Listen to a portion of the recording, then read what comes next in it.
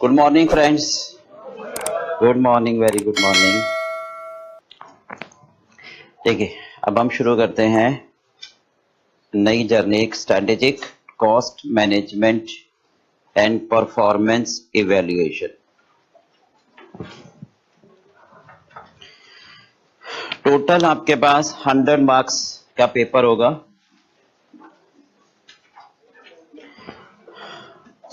देखिए, कॉन्सेप्ट शुरू करने से पहले कुछ बातें आपको समझा दें, ठीक है। टोटल कवरेज 100 मार्क्स में क्या क्या हमें करना है, राइट। एक पार्ट हमारे पास आएगा केस स्टडीज का,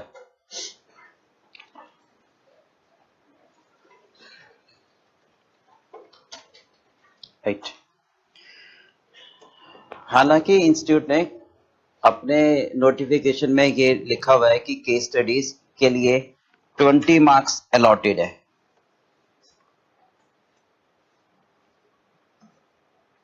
ओके, सेकंड पार्ट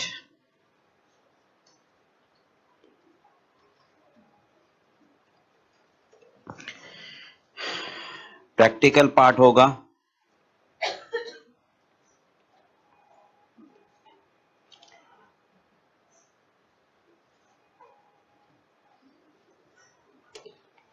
और third part basically theoretical. Theory हमने लिख दिया, वैसे बेसिकली कॉन्सेप्चुअल अंडरस्टैंडिंग है ये।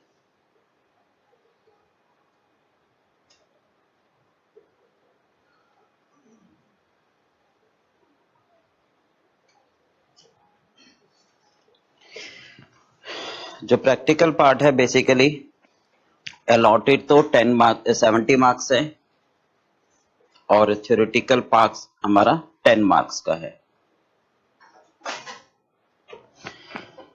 बट ये लिख दिया हमने, इसका एक्चुअल में कोई मतलब है नहीं, समझ रहे हो। क्योंकि इंस्टीट्यूट जो बोलता है कभी भी उसको फॉलो नहीं करता, वो सिर्फ एक बेवकूफ बनाते हैं और हम बन जाते हैं, समझ रहे हो। ये चीजें आपको स्ट्रिक्टली फॉलो करनी है। कोई जो भी मार्क्स लिखते हैं ना इंस्टीट्यूट की, इस टॉपिक में ये इतने मार्क्स का, वो सिर्फ लिखा जाता है उसका मतलब जो एग्जामिनेशन कमेटी है वो एक अलग यूनिट है हमारी, वो कभी भी इंस्टीट्यूट की इस गाइडलाइन को फॉलो नहीं करते हैं। वो कहते हैं ठीक है, आप बोलते रहो, स्टूडेंट सुनते रहे, हमें तो पेपर बनाना है, बात करनी, ठीक है। और बीच में बेचारा बच्चा फंस जाता है कि क्या करें, पेपर आ गया। तो पहले पेपर में केस स्टडीज 1 नंबर की भी नहीं आई थी, सेकेंड टाइम में 15 मार्क्स की आई थी, राइट, फिर 10 मार्क्स की, फिर 30 मार्क्स की, तो ये वेरी करता है सारा, राइट। बात आई प्रैक्टिकल क्वेश्चंस की। अब प्रैक्टिकल क्वेश्चंस में जो टॉपिक्स डिफाइंड हैं, तो उसमें भी उन्होंने कहा है कि हम इतने में से, इस टॉपिक में से इतने मार्क्स का देंगे, वो भी कहीं कोई फॉलो नहीं हुआ है। जैसे फॉर एग्जांपल मैं बताऊं, पिछली बार प्राइसिंग का टॉपिक था, अपने गाइडलाइन में लिखा है कि 10 मार्क्स हम उसमें से देंगे। तो अगर पेपर को एनालाइज करें तो 47 मार्क्स का पेपर उस टॉपिक में से था, समझ गए। और पिछले इस बार 1 नंबर का भी नहीं था। तो मार्क्स का टॉपिक से कोई लेना देना नहीं है, सबसे पहले तो हमें यह समझना है, समझ गए। मेन आपको क्या समझना है कि जो भी आपका सिलेबस है आपको पूरा करके जाना है एग्जाम में, कुछ भी छोड़कर नहीं जाना है, राइट। और ट्रेंड आप नहीं बनाओगे, क्योंकि आपकी जो पढ़ाई है ना, देखो हमें क्या सीखना है, कॉन्सेप्ट बहुत आसान है, आप सीख जाओगे। कोई ऐसा बच्चा नहीं है जो कॉन्सेप्ट नहीं सीखेगा, राइट। कोई भी ऐसा नहीं होगा, क्योंकि फाइनल तक आ गए, इसका मतलब कुछ है, बहुत कुछ है, राइट। आप सब जीनियस हो ये मान के चलो, सबसे पहली बात तो कोई भी बच्चा जीनियस से कम नहीं है। This is the first line you have to understand, नहीं, इसमें कोई अतिशयोक्ति नहीं है, इसमें कोई डाउट नहीं है। सर एक बात बताओ, फिर अगर सारे जीनियस हो तो सारे पास हो जाने चाहिए ना, बस सारे पास तो नहीं होते, नहीं। उसका कारण पता क्या है कि हम जानबूझ के पास नहीं होना चाहते हैं, ये फैक्ट है। सर क्यों? उसका कारण यह है कि जब तैयारी करने बैठते हैं हम, तो सबसे पहला काम क्या करते हैं हम, ये क्या करें क्या ना करें, ये ना करने वाला पार्ट जो है ना, ये हमें फेल करा देता है। क्योंकि आप सोचते हैं मेरे पास टाइम बहुत कम है, मैं सिर्फ सिलेक्टेड कर लूं जो एग्जाम में आएगा। मतलब आपके थॉट में ऐसा रहता है यार पेपर तो मुझे ही बनाना है, मुझे पेपर बनाना है, मुझे देना है, मुझे रिजल्ट बनाना है। नहीं, ये जो थॉट है आपको हटाना पड़ेगा। आप सोच लेते हो कि एग्जाम में ये नहीं आएगा, भाई क्या किस बेस पर आप सोच रहे हो, सिलेबस में है, कोई कारण नहीं है ना आने का। सर क्यों नहीं है कारण, पिछली बार आया था तो इस बार नहीं आएगा। अरे भाई ये कोई सेक्शन थोड़ा ना लिखा है कि पिछली बार आया था इस बार नहीं आएगा। सर नहीं सर, ये पिछले 3 बार से आ रहा है, इस बार तो पक्का नहीं आएगा। तो ऐसा कुछ नहीं होता है, एग्जामिनर का मूड है, उसके हिसाब से कुछ भी एग्जाम में कवर हो सकता है।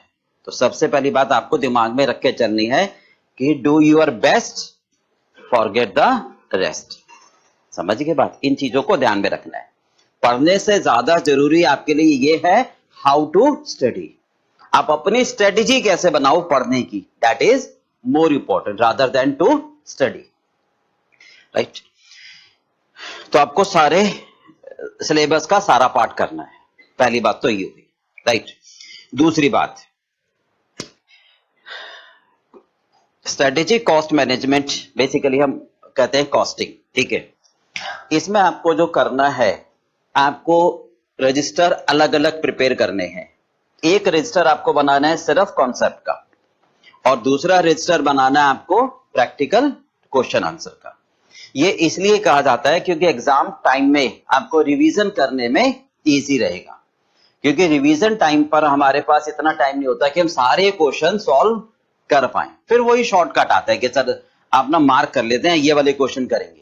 मेरे हिसाब से एग्जाम पीरियड में आप कोई क्वेश्चन सॉल्व मत करो, वो पहले ही सारे सॉल्व करे होते हैं, ठीक है।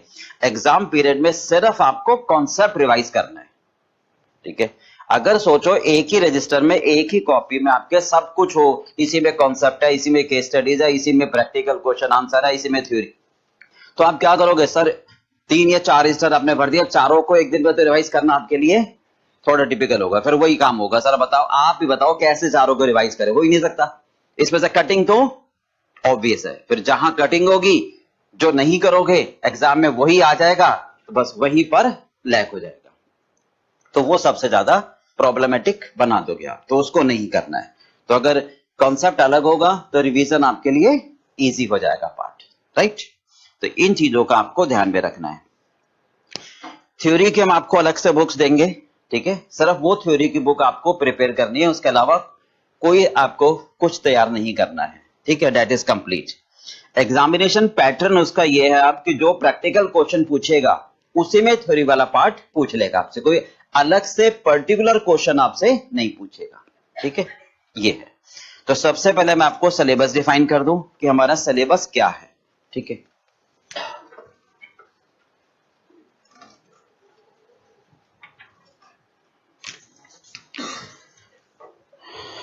ये ना आप नोट करते जाइए साथ साथ।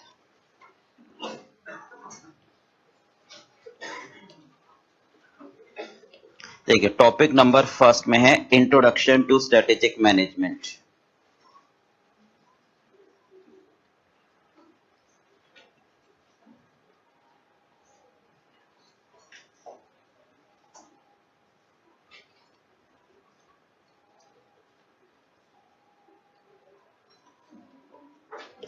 फर्स्ट टॉपिक हमारा है introduction to strategic management.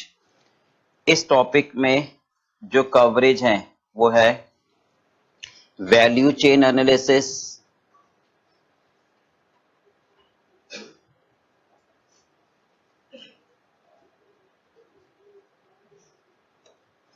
Porter 5 model,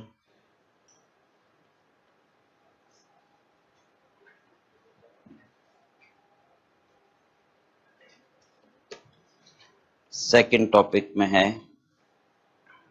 modern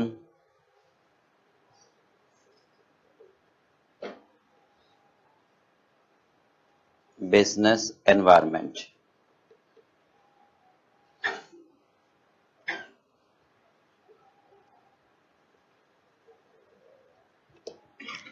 इसमें है coverage TQM, total quality management,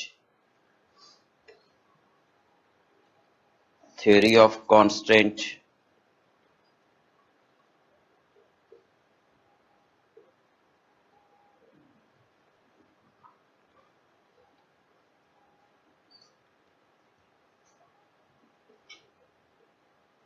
and business excellence model.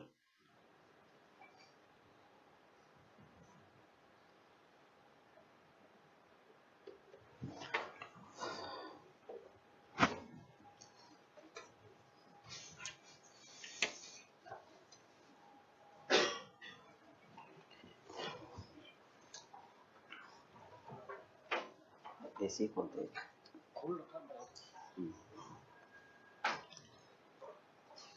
supply chain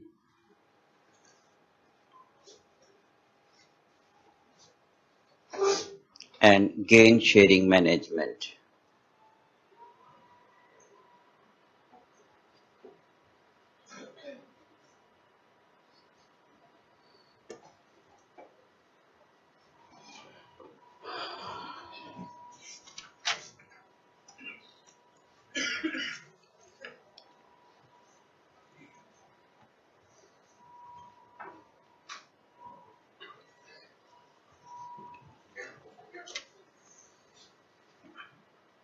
third topic है लीन system,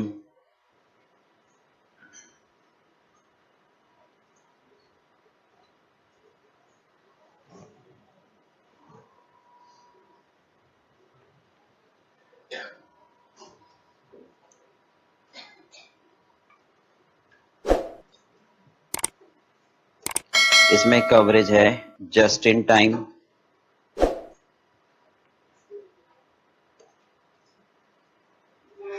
back flush costing,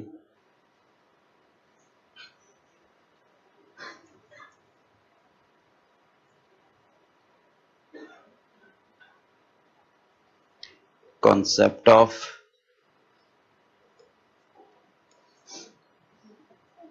OEE, इसका मतलब है overall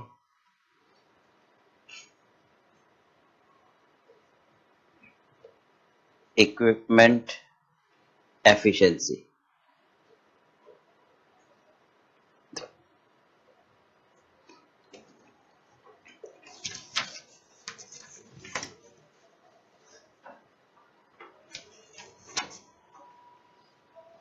and concept of 5S,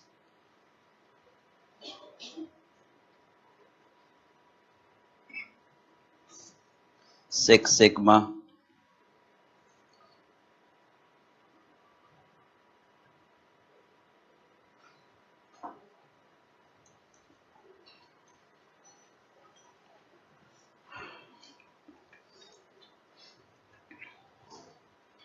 and TPM, इसको बोलते हैं total preventive maintenance.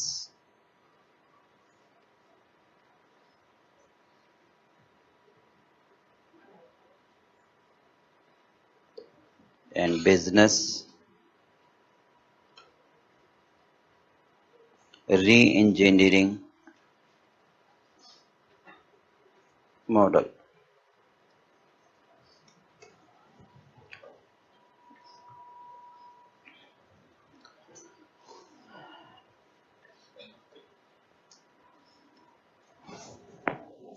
Fourth है cost management technique,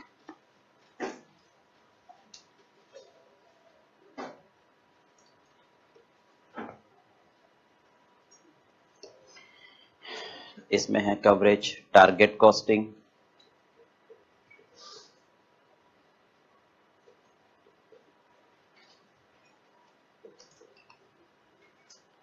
life cycle costing,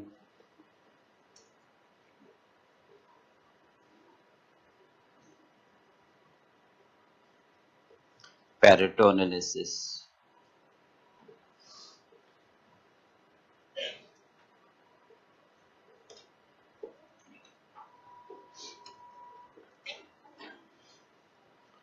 and environmental management accounting।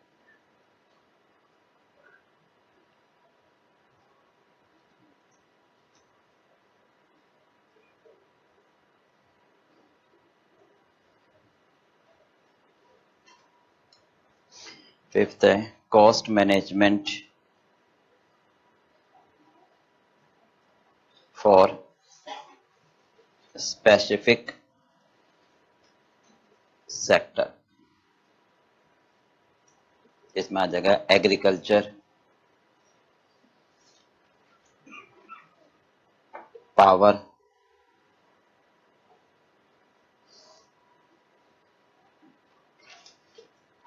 And service sector.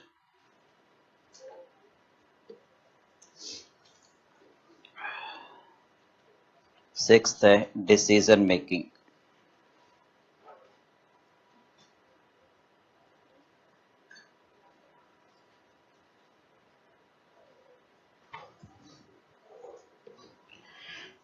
Decision making में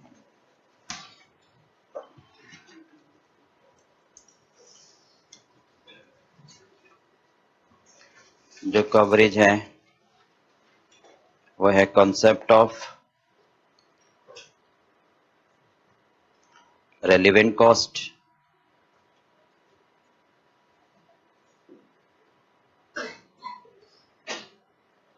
make or buy decision,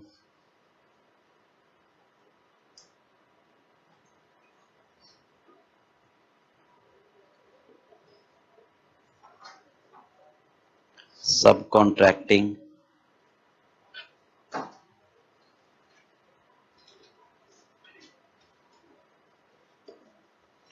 की factor decision,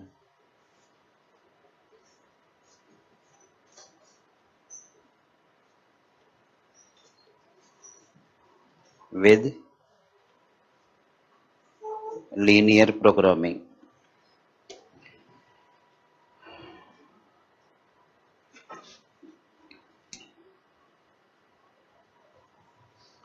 and break-even point analysis।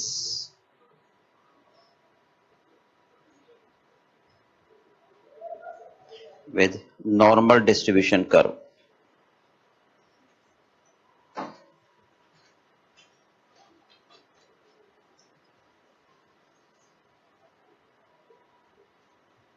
इसको हम short में CVP analysis भी कहते हैं, cost volume profit analysis. Shutdown and continue decision.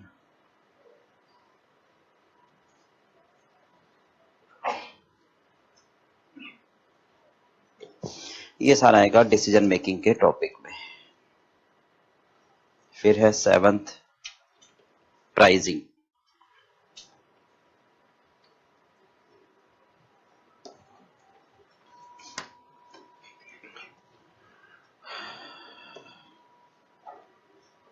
with learning curve,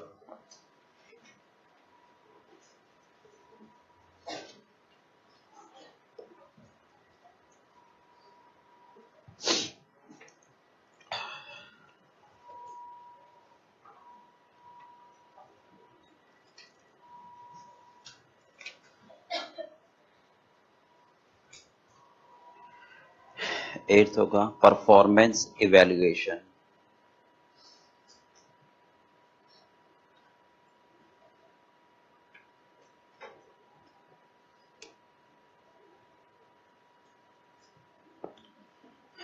इसमें आएगा balance score card,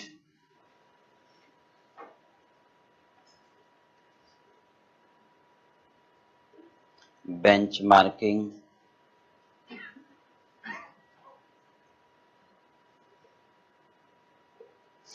performance pyramid,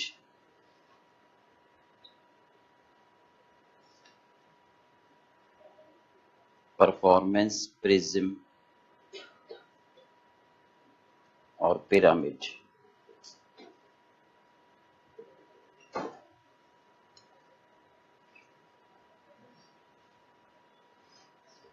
EVA economic value added कहलाता है।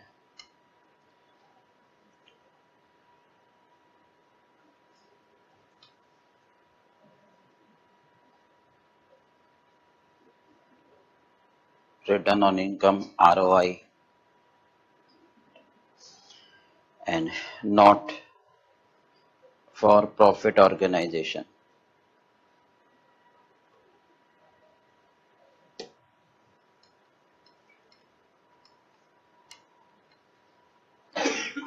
9th होगा ट्रांसफर प्राइस,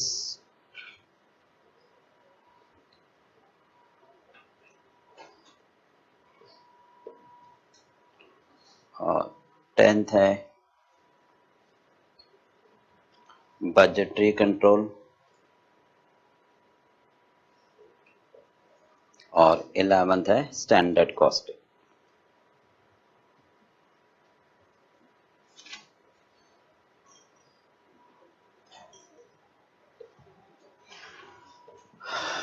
ये सिलेबस आपके पास टोटल, ठीक है, जो हमें करना है, ठीक है।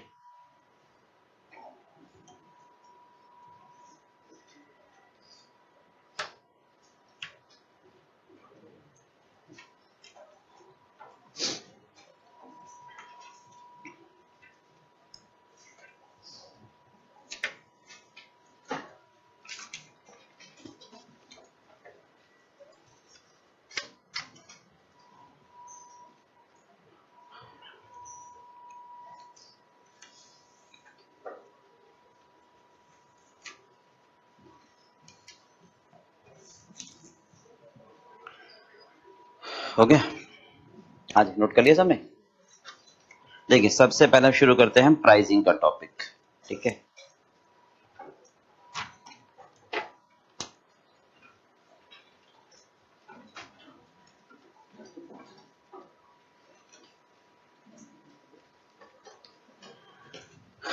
देखिए दो बातें ध्यान से समझना, costing, strategic cost management, performance evaluation, सबसे आसान पेपर आपका, समझ गए। सबसे पहले तो इसको दिमाग में रखो, बहुत इजी पेपर है, एग्जाम में भी बहुत इजी क्वेश्चन आते हैं, कोई टफ नहीं आते, बट कुछ बातें हमें और ध्यान में रखनी है, राइट।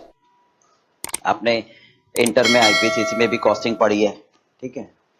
उस कॉस्टिंग का और इस कॉस्टिंग से कोई लेना देना नहीं है, वो कुछ और थी, ये कुछ और है, पहली बात तो ये ध्यान रखना, ठीक है। कई बार आपके दिमाग में होता है ना कॉस्टिंग पढ़कर आए सर, अब थोड़ा सा एडवांस जाए, वो मतलब एडवांस वर्ड की बात ही नहीं है, ये बेसिक है, ऐसे समझो। कोई एडवांस की थोड़ी साइकोलॉजिकल बन जाता है एडवांस, ऐसा कुछ नहीं है, बट डिफरेंट है और उससे आसान है, बट डिफरेंट वे में है, राइट। कैसे सर?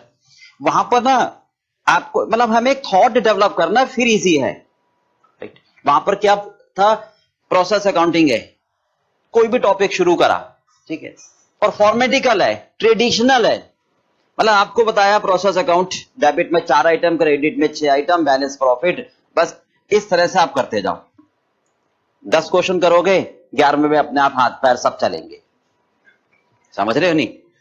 मतलब 10 क्वेश्चन कर लिया तो आपको आदत पड़ जाएगी, हाँ ये यहां बैठेगा, ये यहां बैठेगा और ये आंसर आएगा, समझ गए। एक पैटर्न है, यहां कोई पैटर्न नहीं है, यहां पर आपको हर बार एक नई चीज मिलेगी, हर क्वेश्चन में दिमाग लगाना पड़ेगा, समझ गए।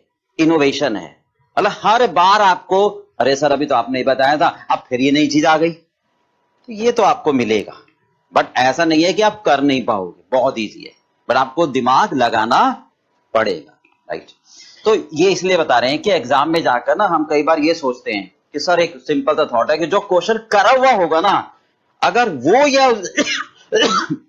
वो जैसा आ गया फिर तो बल्ले बल्ले, फिर तो हम कर लेंगे, पर थोड़ा सा भी हिला हुआ आया तो फिर हम भी हिल जाएंगे, ऐसा नहीं है, आप कर लोगे उसको, राइट। आपको सिर्फ कॉस्टिंग में क्या करना है, एक बिजनेस माइंड को अप्लाई करना है। यार अगर मैं बिजनेस करूं तो क्या करूं कि मेरा फायदा हो, समझ गए, बस ये दिमाग में लेके चलना है, इस थॉट को लेके चलोगे तो हर क्वेश्चन नहीं है, सिचुएशन है, हर सिचुएशन को आप डील कर लोगे, राइट। अब ये मत समझो कि हम कोई कोर्स पढ़ रहे हैं, कोई क्वेश्चन कर रहे हैं, नहीं, हम एक बिजनेस कर रहे हैं, सिचुएशन है, यू हैव टू डील, बस। हाँ थोड़ी बहुत कहीं कहीं अलग से कॉन्सेप्ट आएंगे, वो आपको पता ही होंगे, वो और इजी होगा, बल्कि वो एक ट्रेडिशनल पार्ट बन जाएगा, राइट। तो ये दिमाग में लेके चलना है, ठीक है। चलिए अब शुरू करते हैं प्राइसिंग। देखिए इसमें क्या क्या कवरेज है,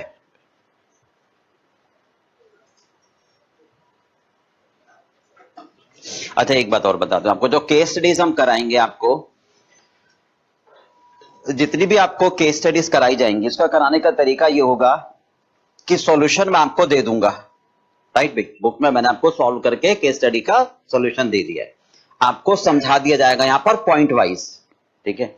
उन पॉइंट्स को आपको नोट करना है, एग्जाम में भी आपको उन पॉइंट्स को ध्यान में रखना है और अपनी लैंग्वेज में आपको बना के देना है। ऐसा नहीं करना है कि कोई केस स्टडीज आप पूरे 2 पेज की आपको लर्न करनी है, वो तो आपके लिए बहुत मुश्किल हो जाएगा, टेक्निकल बना लोगे, अननेसेसरी उसकी जरूरत भी नहीं है।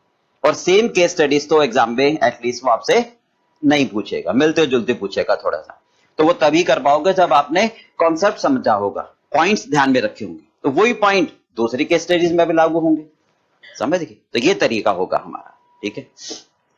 देखिए इस टॉपिक में क्या क्या कवरेज है। सबसे पहला पॉइंट हमें करना है pricing policy, pricing decision with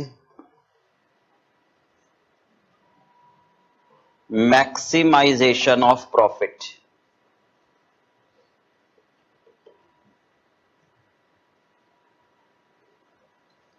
Second, domestic pricing policy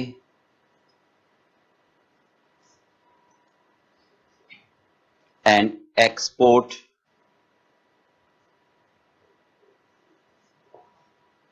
pricing policy।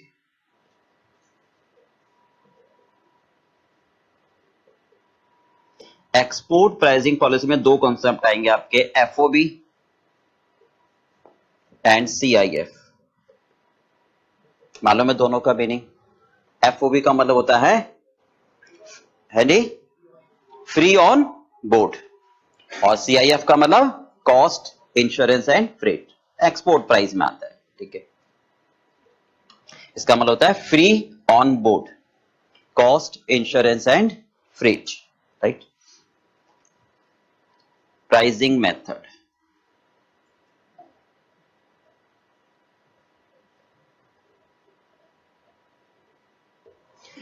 Pricing method में वैल्यू बेस्ड प्राइस,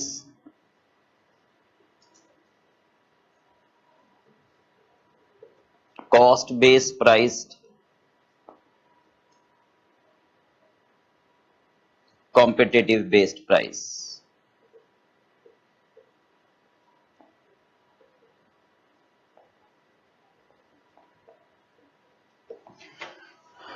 देखो एग्जाम में ना क्वेश्चन बहुत इजी पूछेगा आपसे, ये गारंटी है आपकी, 100% श्योरिटी है कि जो भी एग्जाम में क्वेश्चन आएगा हमारी क्लास से बाहर नहीं होगा, इस बात के तो 100% गारंटी है।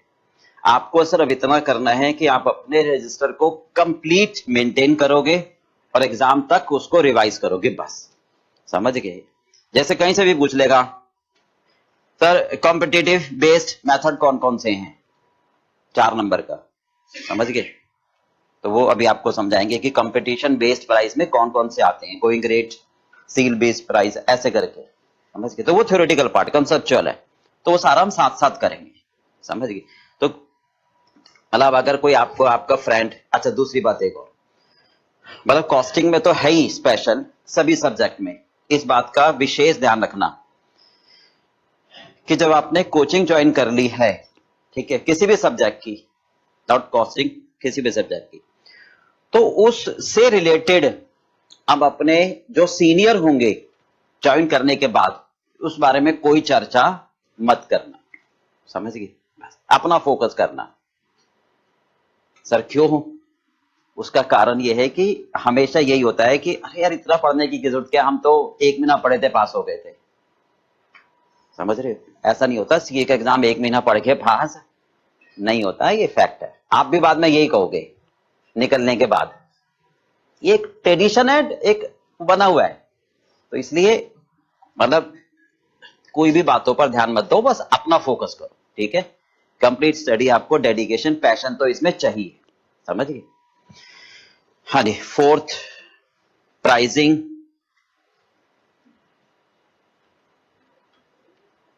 Policy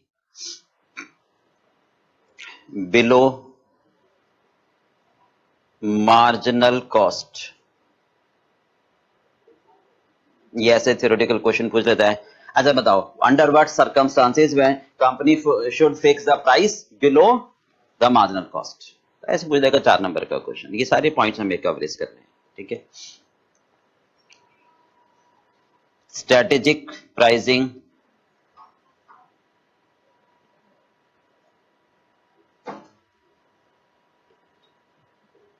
for new product.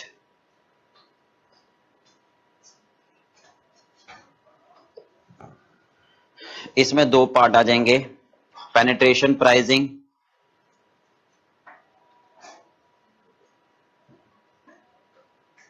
As well as skimming.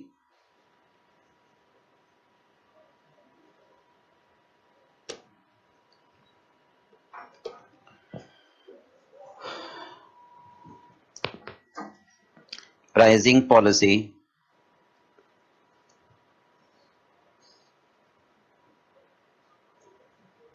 in different market situation।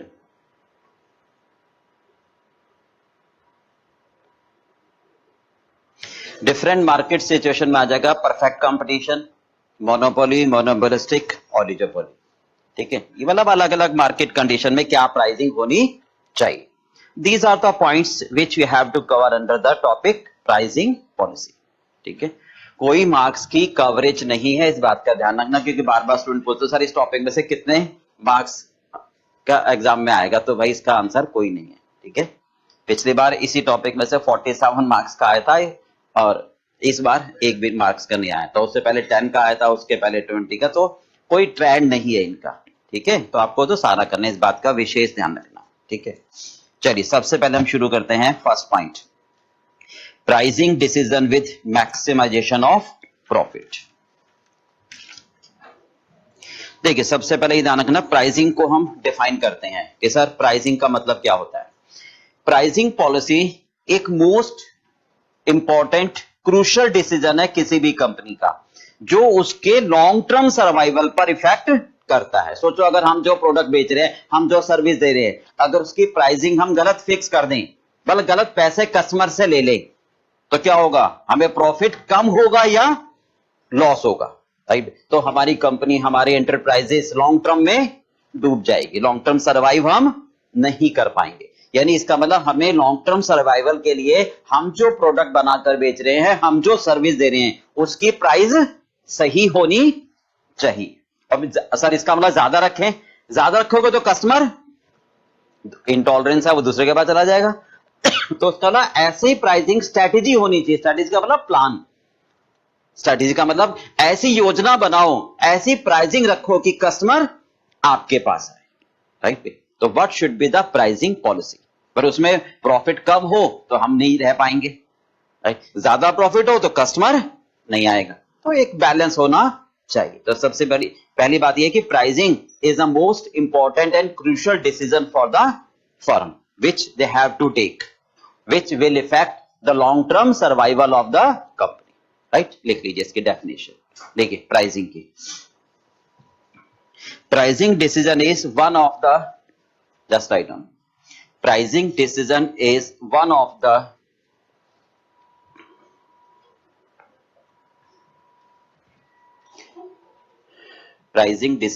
of the most crucial and difficult decision, one of the most crucial and difficult decision that a firm has to make,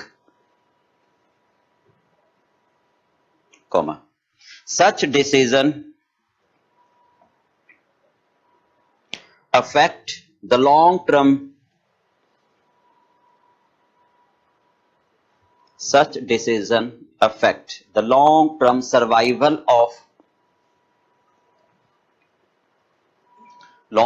survival of profit oriented enterprises।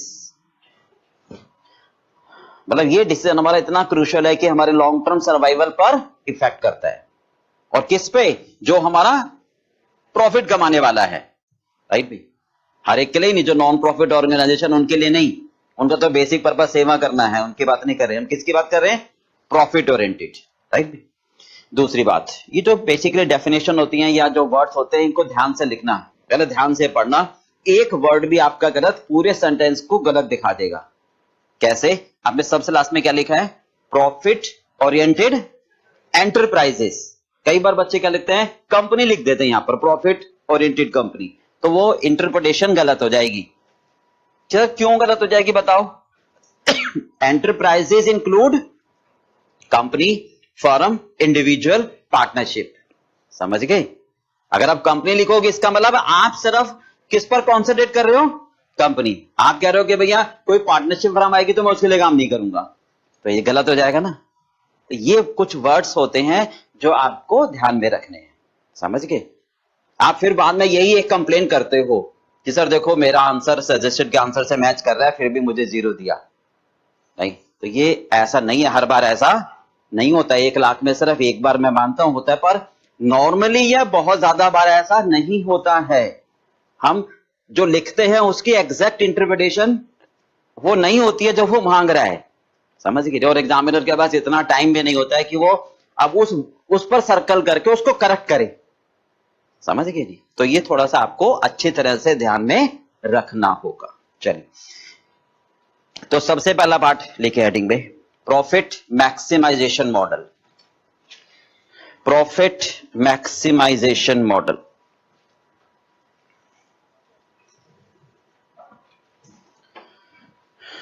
ऊपर heading डाल देंगे profit maximization model. मतलब हमारा basic purpose क्या होगा? हम price वहां fix करना चाहते हैं जहां पर हमारा प्रॉफिट सबसे ज्यादा हो, राइट भी? तो देखिए थोड़ा सा ट्रेडिशनल है ये। क्या कहते हैं? Profit maximization. प्रॉफिट कब मैक्सिमाइज होगा? हमने पढ़ा हुआ है पहले इकोनॉमिक्स में, profit would be maximized when, हाँ जी, मार्जिनल रेवेन्यू किसके बराबर होती है? Marginal cost, right. हमारा प्रॉफिट सबसे ज्यादा कहां पर होगा? वो प्राइस में फिक्स करना चाहता हूं फर्स्ट टाइम में। तो सिंपल सी बात है, प्रॉफिट कब होगा मैक्सिमाइज? जहां पर मेरी मार्जिनल रेवेन्यू किसके बराबर हो? मार्जिनल कॉस्ट, राइट भाई। अब आती है मार्जिनल रेवेन्यू किसे कहते हैं हम? और ध्यान से सुनना जरा प्लीज है। मार्जिनल रेवेन्यू का मीनिंग क्या होता है, राइट भाई? मार्जिनल रेवेन्यू का मतलब ये होता है अगर हम एक अतिरिक्त यूनिट बेचें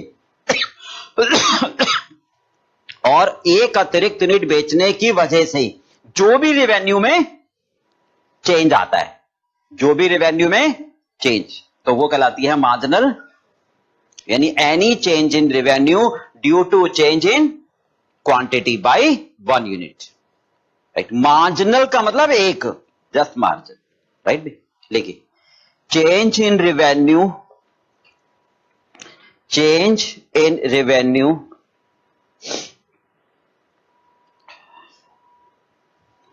due to change in quantity sold, due to change in quantity sold by 1 unit, due to change in quantity sold by 1 unit, right? एक अतिरिक्त यूनिट को बेचने से रेवेन्यू में कितना परिवर्तन आएगा, चेंज आएगा, दैट इज मार्जिनल रेवेन्यू। ये डेफिनेशन है इसकी। मैथमेटिकली बात करें,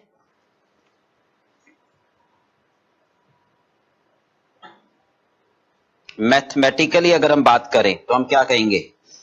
डेरिवेटिव ऑफ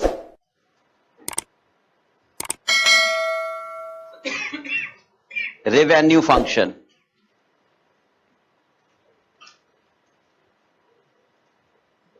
रेवेन्यू फंक्शन का डेरिवेटिव कहलाता है मार्जिनल रेवेन्यू। अब ये डेरिवेटिव क्या होता है? अगर 12th में मैथमेटिक्स पढ़ा है तो आपको मालूम होगा, नहीं पढ़ा है तो मैं आपको शॉर्ट में समझा दूंगा जितना हमें यहां पर चाहिए, समझ गए? नहीं पढ़ा कोई प्रॉब्लम की बात नहीं है, जितना मुझे चाहिए मैं आपको यहां पर समझा दूंगा, पढ़ा है देन ओके, फिर तो इजीली हो जाएगा, कोई प्रॉब्लम नहीं है। चलिए दोनों तरीके से समझते हैं। फर्स्ट, ये सेकंड हुआ। फर्स्ट हमने डिफाइन कर दिया, change in revenue due to change in quantity by 1 unit. तो फर्स्ट वाला समझते हैं पहले, राइट भी। फर्स्ट वाला क्या है, change in quantity, sorry change in revenue due to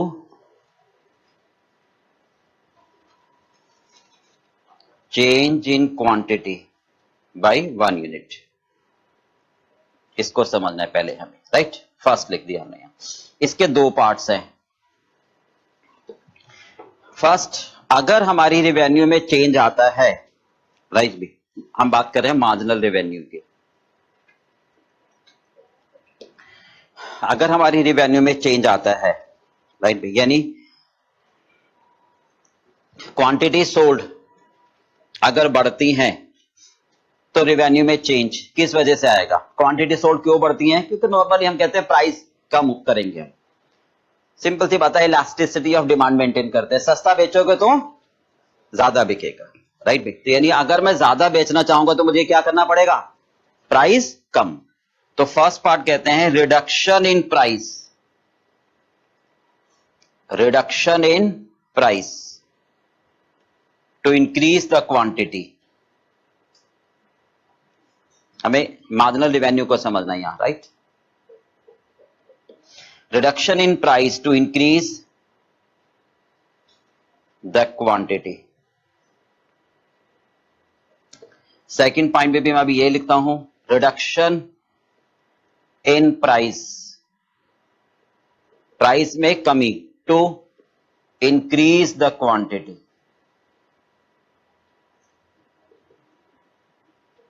दोनों सेम लिख दिए हमने, राइट। ध्यान से सुनना। फर्स्ट में हम कहते हैं डू नॉट मेंटेन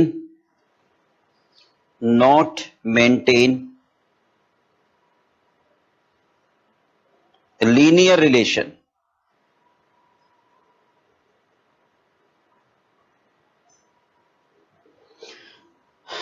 मेंटेनिंग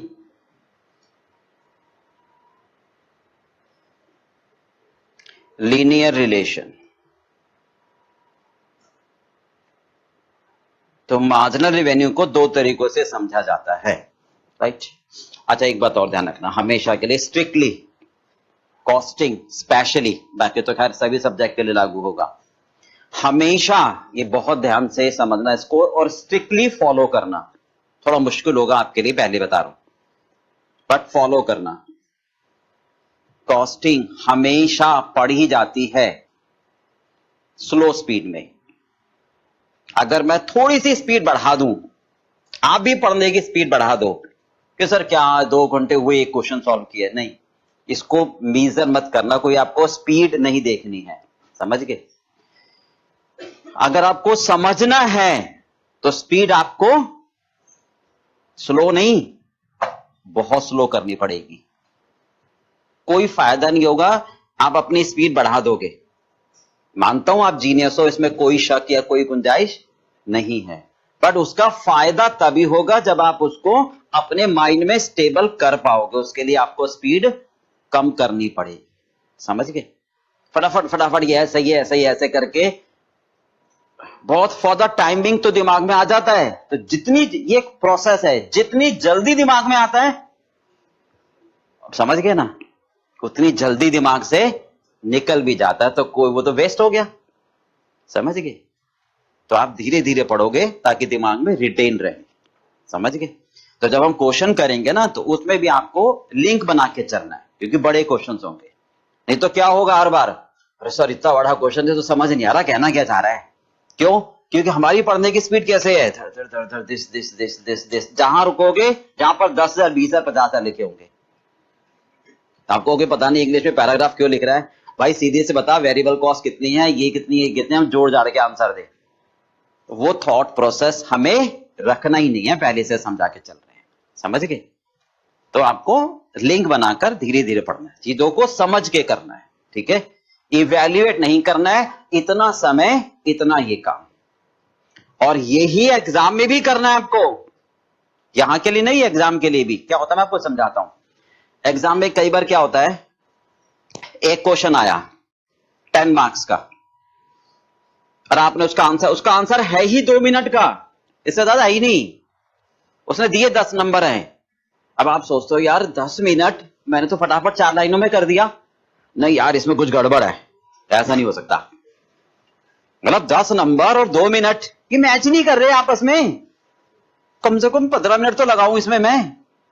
आप उसमें वो अननेसेसरी खोदने लग जाते हो, नहीं कुछ है भाई, जबकि अगला क्वेश्चन 4 नंबर का है, उसमें 20 मिनट लग रहे हैं, तो उसका टाइम यहां खा गया, अब पेपर रह गया आपका।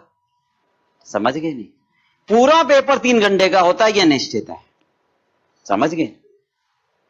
जैसा आपने क्रिकेट मैच देखा होगा या सुना होगा कभी, नहीं कि जैसे 20-20 ओवर्स का मैच है, नहीं मान लो 7 रन के हिसाब से हमें एवरेज बनानी है 140, तो ये कोई जरूरी है कि हर ओवर में 7 ही बने? अब एक ओवर में 5 बन गई, होगी प्रेशर, भाई मैच हार गए। समझ गए नहीं? नहीं यार, एक ओवर में 20 बन गए, मैच जीत गए, दोनों गलत है ना? बस यही आपके साथ होता है। समझ गए? तो कोई क्वेश्चन कम का भी हो सकता है, कोई ज्यादा का भी, पूरा आपको 3 घंटे में सॉल्व करना हो जाए। क्लियर बात? तो एग्जाम के टाइम पर भी और इन बातों का भी यहां ध्यान रखना, ठीक है? चलिए, तो ये साथ साथ बातें बहुत ध्यान रखनी है। फर्स्ट पार्ट, मार्जिनल रेवेन्यू क्या कहते हैं? फर्स्ट पॉइंट जल्दी, कोई लीनियर रिलेशन मेंटेन नहीं होता है, राइट बे? तो क्या मतलब है? चेंज इन रेवेन्यू, क्योंकि हम प्राइस सस्ता कर रहे हैं। फॉर एग्जाम्पल अगर हम बात करें, वो कहता है क्वांटिटी मैं बढ़ा रहा हूं। क्यों बढ़ा रहे हो क्वांटिटी? ज्यादा बिक रही है, क्योंकि प्राइस आप कम कर रहे हो। ध्यान से, अगर मैं सोचता हूं कि सर 100 रुपए प्राइस रखूं अपनी, या 10 रुपए, या चलो 10 क्वांटिटी बेचता हूं और प्राइस रखूं मैं 150, राइट बे? प्राइस में क्या करूं? कम, तो मेरी क्वांटिटी बढ़ेंगी, राइट बे? प्राइस में करता हूं 140, राइट, 125, 110, तो मेरी क्वांटिटी बढ़ रही है, राइट? प्राइस कम कर रहे हो तो क्या हो रहा है? क्वांटिटी बढ़ रही है। अब ध्यान से देखो, इस एग्जांपल में क्या नजर आ रहा है? आपस में दोनों का कोई लीनियर रिलेशन नहीं है। Are you getting the point? मतलब जिस रेट से प्राइस कम हो रही है उसी हिसाब से क्वांटिटी इंक्रीज में कोई रिलेशन आपका, मतलब क्या सर? देखो ध्यान से, यहां पर मैं 10 रुपए कम कर रहा हूं तो मेरी क्वांटिटी कितनी बढ़ रही है? 1। अगर हर बार करने पर क्वांटिटी 1 बढ़ती तो मैं क्या कहता? Linear relation. Is that clear? ये मैं कहना चाहते हैं। यानी यहां पर सर वेग है, कभी आप 10 रुपए कम कर रहे हो, कभी 15, कभी 12, कभी 8, कभी 10, राइट? और क्वांटिटी भी उस हिसाब से नहीं बढ़ रही है। या तो ये होता सर 10 रुपए पर 1 क्वांटिटी, अगली बार 20 रुपए कम कर रहे हो तो 2 यूनिट, वो भी तो नहीं हो रहा ना, तो कोई हमारा लीनियर रिलेशन नहीं बन रहा। तो ये हुआ फर्स्ट एग्जांपल। ऐसे केस में मार्जिनल रेवेन्यू क्या होगी? सिंपल, टोटल रेवेन्यू देख लेते हैं। हाँ जी, 150 इंटू 10 कितना आया? 1500। 140 इंटू 11 कितना आ रहा है? मल्टीप्लाई करो।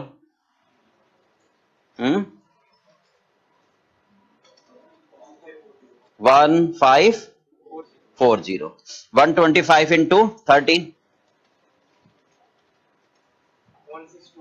1625।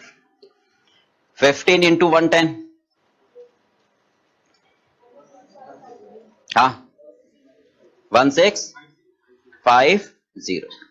तो change in revenue due to change in quantity, right बे? तो ये कहलाएगा आपका मार्जिनल रेवेन्यू। कितनी आ गई? 40। यहां पर कितनी आई? चेंज इन रेवेन्यू, हाँ जी 85। यहां पर 25। तो ये सिंपल कहलाएगा हमारा मार्जिनल रेवेन्यू। क्लियर पार्ट पे? हाँ, ये कहलाएगा फॉर 1 यूनिट, ये कहलाएगा फॉर 2 यूनिट, ये कहलाएगा फॉर 2 यूनिट। क्लियर पार्ट पे? This is the simple process. But ये कब होगा? फर्स्ट एग्जांपल है, फर्स्ट का मतलब जब हमारा कोई लीनियर रिलेशन नहीं है। बिल्कुल क्लियर है तक? आगे चले? कोई डाउट हो तो वहीं रोक देना, बे पूछ लेना। सेकंड पार्ट पर आते हैं, जल्दी लिखिए। Example number second, when maintain linear relation.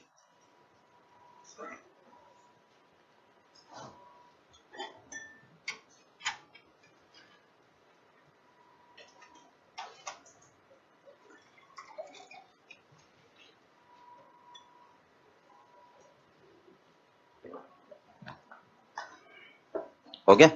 हटा दूं? कोई याद तो नहीं क्या? हाँ जी, हो गया भाई। चलिए सेकंड पार्ट, थोड़ा अब ध्यान से पढ़ना प्लीज सेकंड को है। देखिए एग्जांपल सेकंड क्या कहता है, व्हेन मेंटेन लीनियर रिलेशन।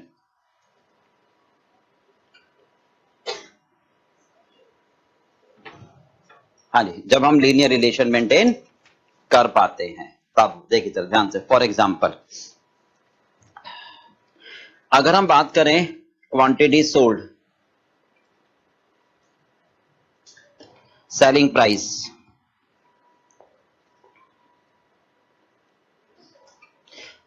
हाँ जी, हम कहते हैं 150 रुपीज हमने प्राइस रखा और 5 यूनिट अभी हम बेच रहे हैं। ओके, अगर हम प्राइस कम करते हैं, प्राइस हम क्या करें, कम करें, 10 रुपए कम करें तो मेरी क्वांटिटी 1 बढ़ जाती है। फिर 10 रुपए कम करें, फिर 1 क्वांटिटी बढ़ जाती है। फिर 10 रुपए कम करें तो 1 क्वांटिटी बढ़ जाती है। इस तरह से चल रहा है। ये हमारे पास क्या बन रहा है, लीनियर रिलेशन, राइट बे। यहां पर हमारा मार्जिनल रेवेन्यू का कंसेप्ट थोड़ा सा चेंज है, डायरेक्ट ऐसे नहीं चेंज इन रेवेन्यू, राइट।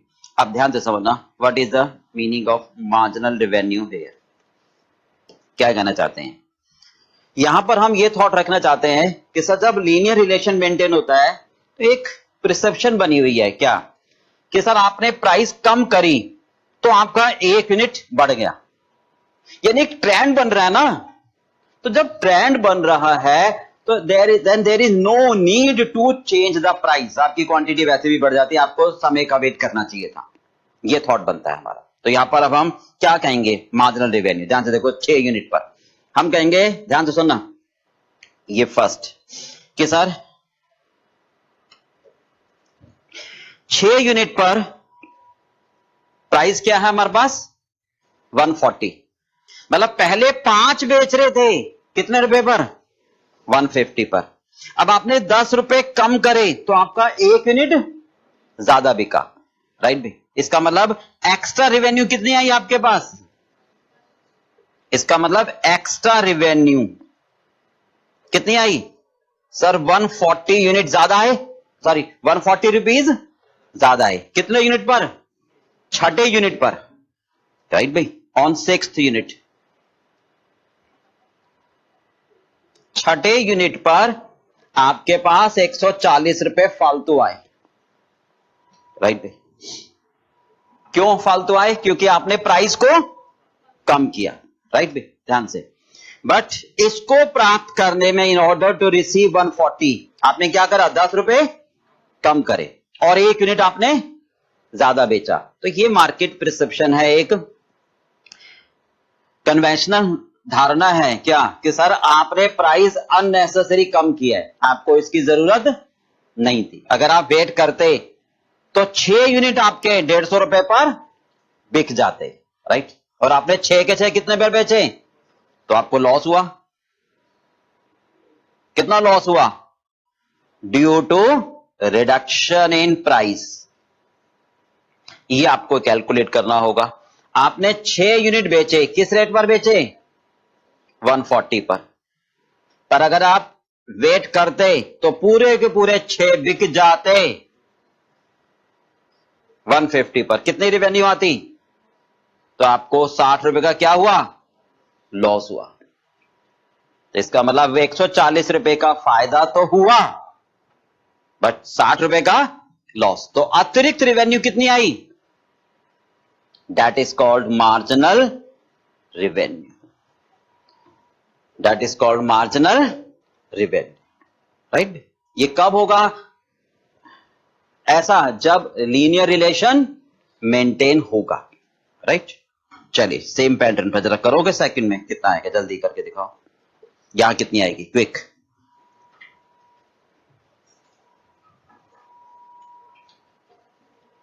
सातवें पर बताओ कितना आ रहा है।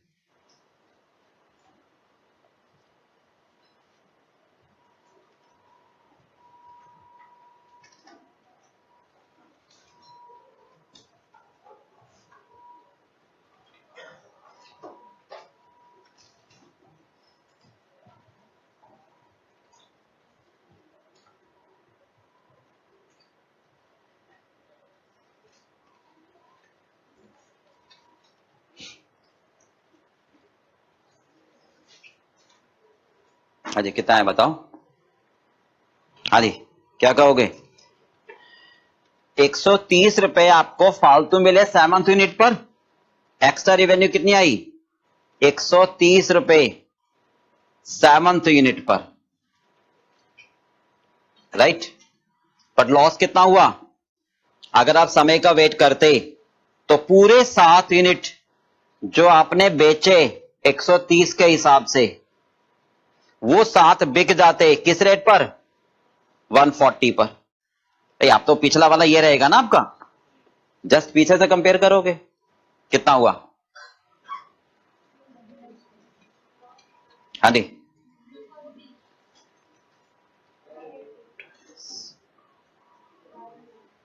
कितने का लॉस? हाँ जी, तो नेट 60 रुपीज, ये कहलाएगी मार्जिनल रेवेन्यू। चलिए 8th पर निकालो जरा। पर ये कॉन्सेप्ट या ये थॉट तभी होगा जब हमारा लीनियर रिलेशन मेंटेन होगा, अदरवाइज फर्स्ट वाला। करिए जरा 8th पर बताओ कितना आ रहा है। 40, बिल्कुल ठीक है। चलिए 8th पर आ रहा है 40।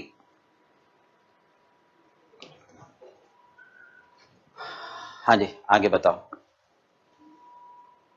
9th पर 20, बिल्कुल ठीक है।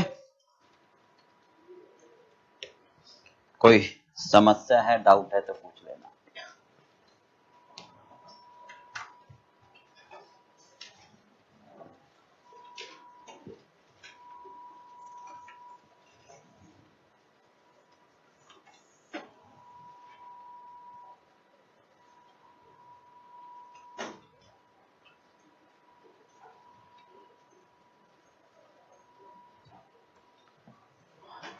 आज हो गया, कोई डाउट तो नहीं किसी को? चलें आगे। चलिए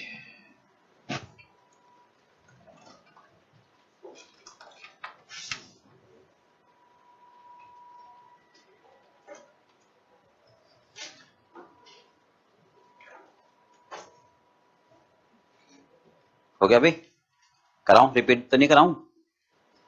पक्का। चलिए अब आते हैं मार्जिनल कॉस्ट।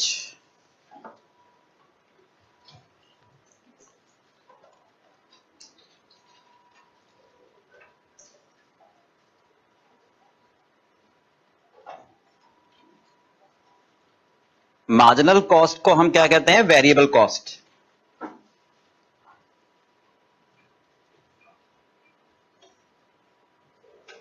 हाँ जी, वेरिएबल कॉस्ट में change in cost due to change in quantity by 1 unit, right. देखिए change in cost,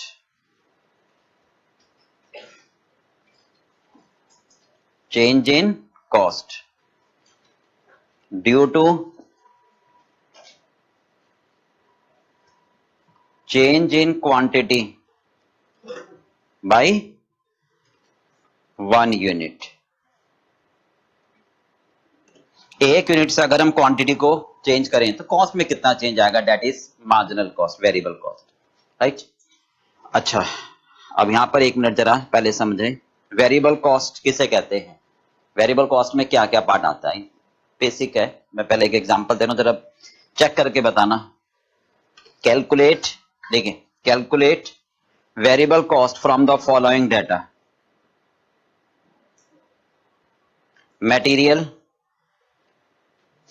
20 rupees per unit, labour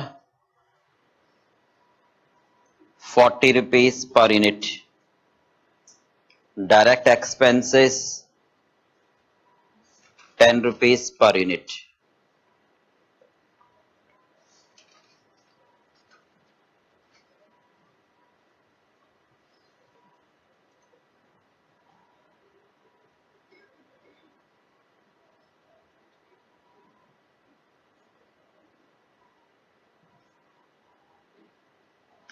हाँ जी, ये आपके पास डिटेल है। ओके, क्वांटिटी हम बना रहे हैं फिलहाल 1000। ओके, जरा फटाफट बताओ वेरिएबल कॉस्ट कितनी होगी 1000 यूनिट की, बताना जल्दी।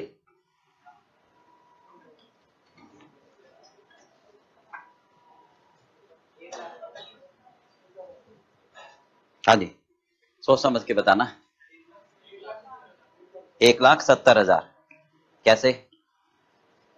एक मिनट प्लीज, एक जना बोले, आप सुनो। हाँ बोलो, 1,70,000 कैसे बताओ?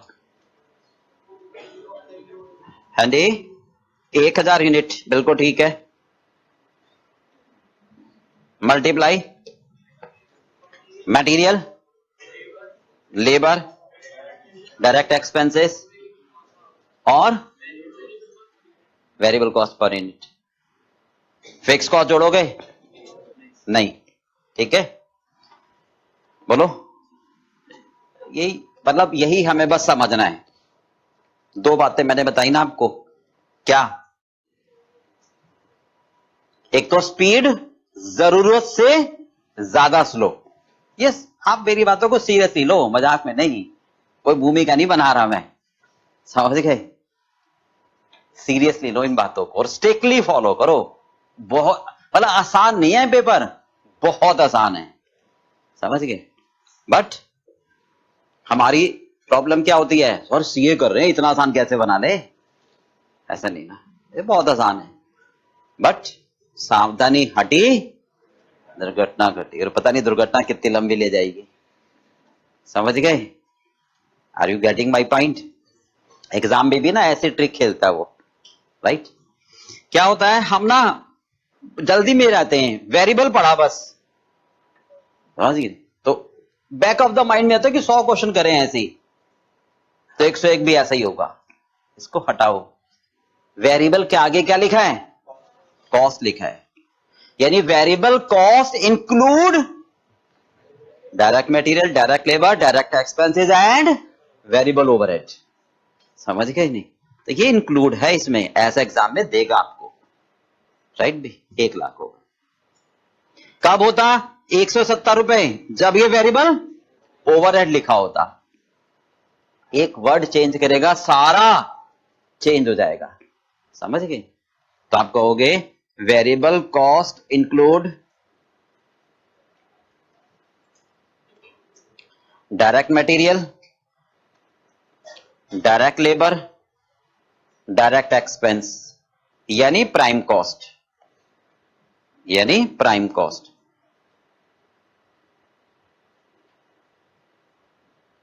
Plus variable overhead. ओके, ये आएगा वेरिएबल कॉस्ट। तो variable overhead is a part of variable cost, these are not interchangeable term, क्योंकि प्राइम कॉस्ट कभी जीरो नहीं हो सकती, ठीक है? ये कहना चाह रहे हैं। चलिए दूसरी बात, तो ये ध्यान रखना। हाँ जी, variable cost mathematically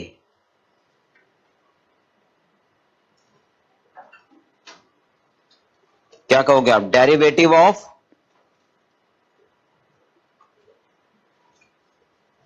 total cost function, marginal revenue, revenue function का derivative, marginal cost total cost function का डेरिवेटिव, राइट? चलिए, अब दो तरीकों से आपको समझना है, एक नॉर्मली इकोनॉमिकली और एक मैथमेटिकली। तो पहले इकोनॉमिकली समझते हैं।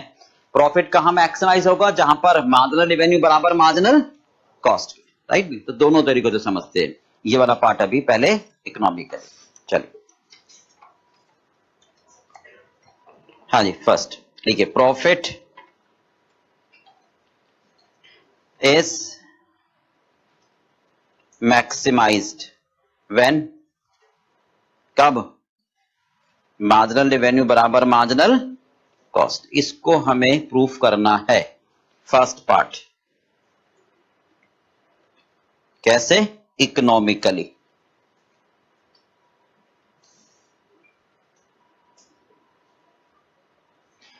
Second, mathematically.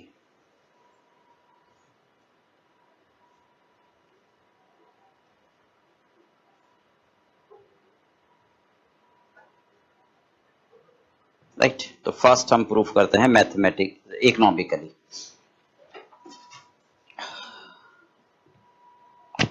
फर्स्ट प्रूफ करते हैं इकोनॉमिकली। देखिए फर्स्ट, हाँ जी लिख लिया।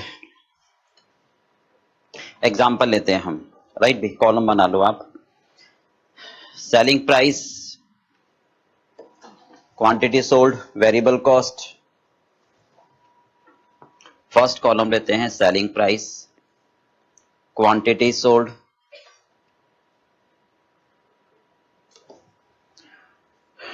Total revenue, marginal revenue, variable cost,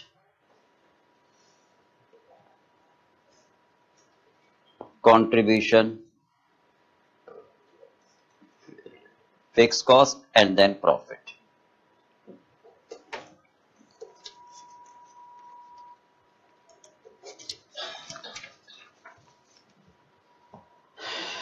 देखिए फॉर एग्जांपल, अगर हम कहते हैं सेलिंग प्राइस हमारी बहुत ज्यादा हो तो कोई भी नहीं खरीदेगा हमसे, तो हम रखते हैं for example sir 200 rupees, quantity sold 0, right. यानी 200 रुपए हम कहते हैं हमारी बहुत हाई प्राइस है जिस पर हमसे कोई परचेज नहीं करेगा। अब बेचना तो है ही, कोई खाली तो नहीं बैठना, तो क्या कर रहे हैं हम? कम कर रहे हैं 190, तो 1 यूनिट बिक रहा है। हम लीनियर रिलेशन की बात कर रहे हैं, राइट। कम कर रहे हैं, फिर 1 यूनिट बिक रहा है हमारा। जैसे जैसे हम कम करते जा रहे हैं वैसे वैसे हमारा 1 यूनिट बिकता जा रहा है। We are maintaining the linear relation, right.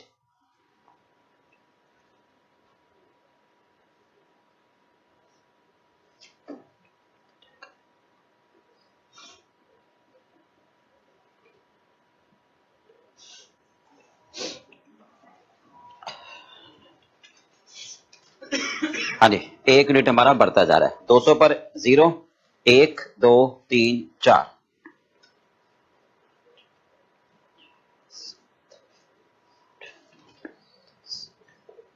चलिए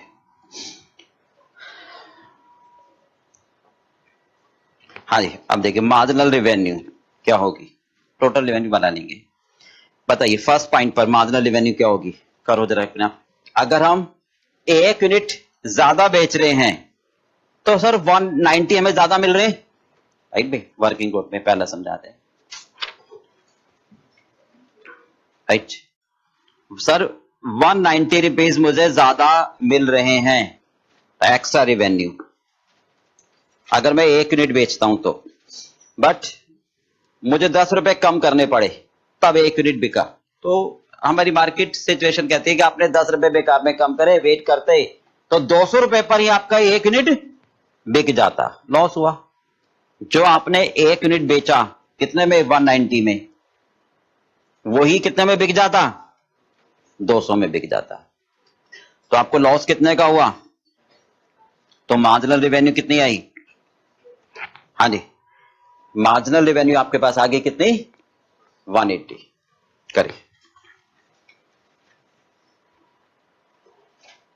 सेकंड में करना।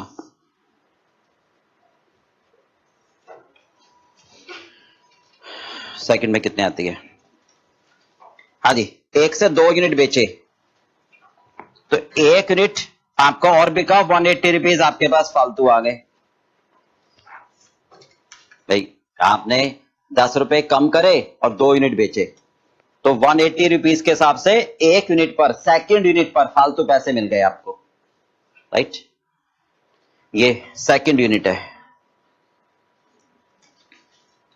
बट इस वजह से क्या कह रहे हैं, आपने सर सेकंड यूनिट बेफालतू में 180 रुपए में बेचा, आपने 2 यूनिट पूरे पूरे 2 यूनिट 180 रुपए में बेचे, पर ये बिक जाते पूरे के पूरे 2 कितने में, 190 में बिक जाते, आपको वेट करना चाहिए था। तो कितने को लॉस हुआ, तो इसका मतलब नेट रेवेन्यू आपके पास कितनी फालतू आई, 160। करिए, करो इसको आगे, कितना कितना है जल्दी।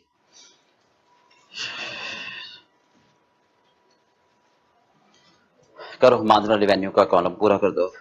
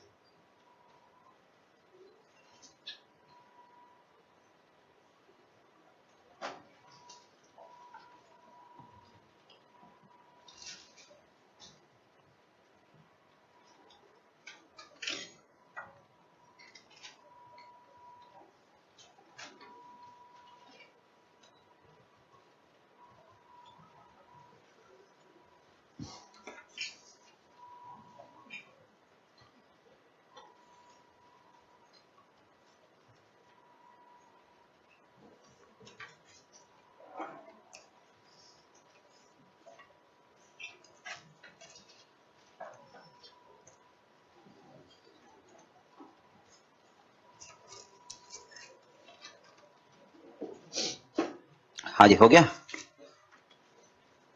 चलिए बताओ कितना कितना है जल्दी, मार्जिनल रेवेन्यू कितना है, 140, हाँ जी 120। हम्म,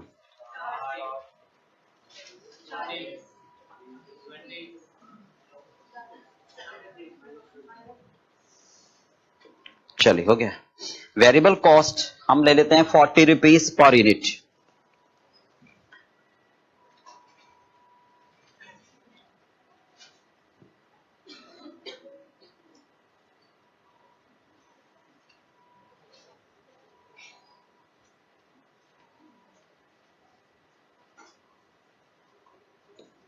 हाँ जी, फिक्स कॉस्ट ले लेते हैं हम 100 रुपीज टोटल में।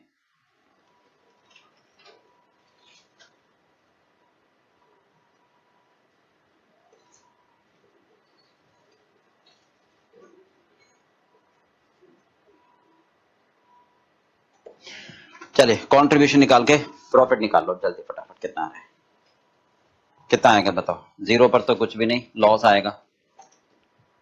हाँ जी, एक यूनिट बेच रहे हैं, 190 rupees selling price, 40 variable cost, तो 190 माइनस 40 इंटू 1, ये कंट्रीब्यूशन। 150 का कंट्रीब्यूशन, 100 रुपए फिक्स कॉस्ट, प्रॉफिट कितना 50। करिए सारा ऐसे। हाँ जी, 180 माइनस 160, सॉरी 180 माइनस 40, 2 यूनिट,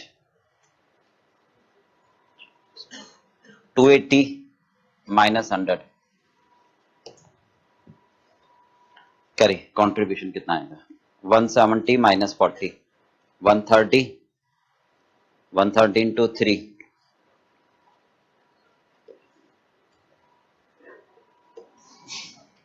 हाँ जी 160 माइनस 40, 120 इंटू 4,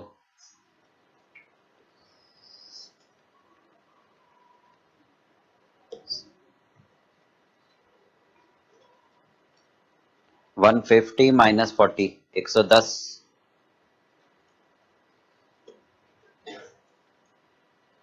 140 माइनस 40, 100, 670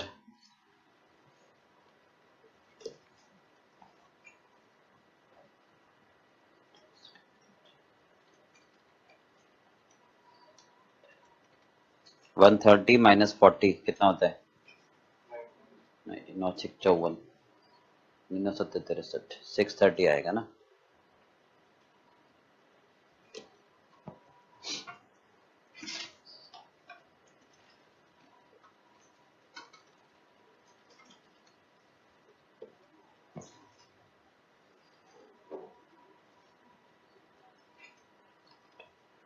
छः सौ 90 माइनस 40 50। चलिए 550 माइनस 100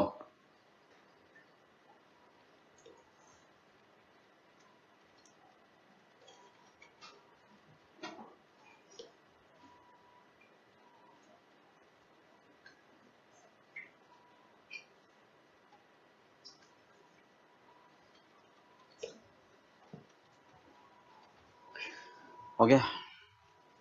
चेक करो सबसे ज्यादा प्रॉफिट कहां पर आ रहा है। सबसे ज्यादा प्रॉफिट देखो कहां आ रहा है। हाईएस्ट प्रॉफिट चेक कर लो। हाँ जी क्लियर है। 540 पर सबसे ज्यादा प्रॉफिट है। 540 इज द हाईएस्ट प्रॉफिट। हाँ जी चेक करना। 540 पर मार्जिनल रेवेन्यू कितनी है? मार्जिनल रेवेन्यू और मार्जिनल कॉस्ट बराबर है। प्रूफ हो गया राइट में। यानी प्रॉफिट मैक्सिमम तभी होगा जब हमारी मार्जिनल रेवेन्यू किसके बराबर हो? मार्जिनल कॉस्ट के। तो सर हमारा प्रॉफिट सबसे ज्यादा। यानी जहां पर एक अतिरिक्त यूनिट्स को बेचने से ज्यादा पैसे जो मिल रहे हैं वो ज्यादा कॉस्ट के बराबर हो तो मेरा प्रॉफिट सबसे ज्यादा होगा राइट। उसके बाद प्रॉफिट कम होना शुरू हो जाएगा क्योंकि आपको मिल तो रहे हैं कम और खर्च हो रहे हैं ज्यादा। यानी इसके बाद मार्जिनल रेवेन्यू तो कम है बट मार्जिनल कॉस्ट ज्यादा है तो फिर लॉस होगा ना राइट। तो ये प्रूफ हो गया profit is at maximum level where marginal revenue बराबर मार्जिनल कॉस्ट। क्लियर पार्ट में बोलो। ये हो गया इकोनॉमिकली प्रूफ। क्लियर। अब इसमें एक बात और, टोटल रेवेन्यू का कॉलम बना लेना जरा। टोटल रेवेन्यू कितनी आएगी?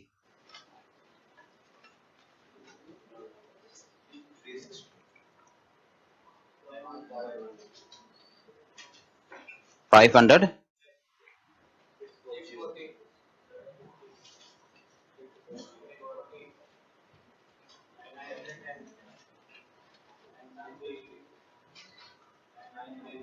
9।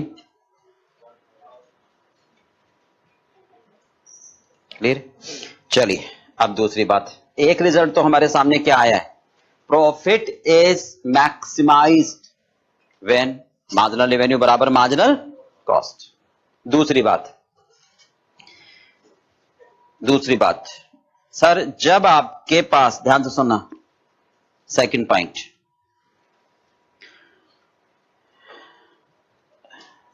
अगर मैं प्राइस, बहुत ध्यान से सुनना, अगर मैं प्राइस कम करता जाऊं 200 190 180 170 160 90, इसको मैं कहां तक ले जाऊं? 0। मतलब क्या होगा? अगर मैं फ्री में बेचूं, अगर मैं फ्री में बेचूं तो क्या होगा? लाइन लग जाएगी भाई। तो इसका मतलब लाइन लग जाएगी। What does it mean? मैं कितना बेच पाऊंगा? अगर मैं फ्री में बेचूं तो मैं कितना बेच पाऊंगा? जितनी मेरी कैपेसिटी होगी, उससे ज्यादा तो नहीं ना। यानी that will be at maximum capacity, यानी मैक्सिमम डिमांड। क्लियर पार्ट भी। तो एक रिजल्ट आया, अगर प्राइस 0 हो जाए तो हमारी कैपेसिटी क्या होगी? मैक्सिमम। तो यानी 0 प्राइस पर हम अपनी मैक्सिमम कैपेसिटी को यूटिलाइज कर सकते हैं राइट। जब ये इलास्टिसिटी ऑफ डिमांड का नियम हो, प्राइस कम करने पर क्वांटिटी बढ़ा रहे हो आप। क्लियर पार्ट भी। तीसरा रिजल्ट चेक करो जरा, सबसे ज्यादा रेवेन्यू कहां पर आ रही है आपकी? हाईएस्ट रेवेन्यू कहां आ रही है? 80 भी कर दे। हाँ जी बताओ, हाईएस्ट रेवेन्यू कहां आ रही है?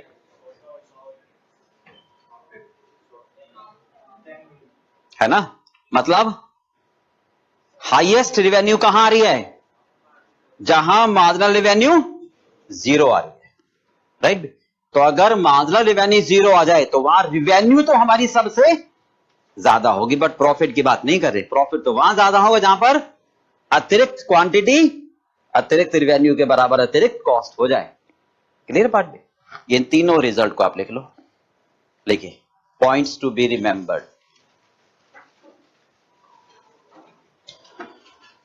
अब देखो, अगर हम ये एग्जांपल नहीं लेते, नहीं समझाते और डायरेक्ट तीनों नियम बताते तो आप कहते सर तो क्राइम करना पड़ता ना आपको।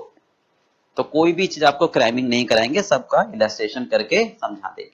देखिए, points to be remembered. First point, profit is maximized when MR equals to MC. Profit is maximized when marginal revenue बराबर marginal cost. Point number 2.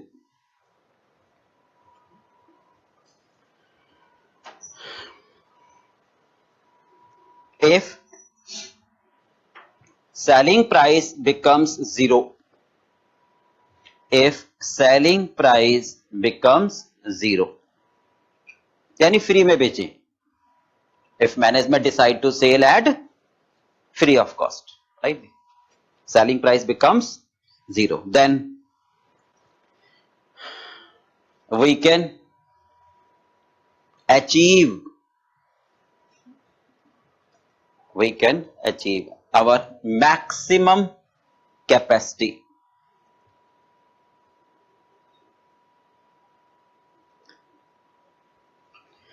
कई बार कह देते हैं मैक्सिमम डिमांड, ब्रैकेट में लिख लो मैक्सिमम डिमांड।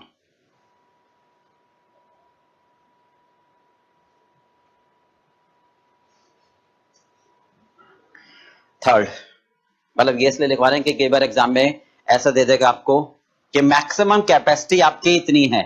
इसका मतलब ये तभी अचीव हो पाएगी जब प्राइस जीरो, या रिवर्स, प्राइस अगर जीरो दे दिया तो इसका मतलब इस पर जो क्वांटिटी आएगी उससे ज्यादा मैं नहीं बना सकता। That will be our maximum capacity, right B. Third, total revenue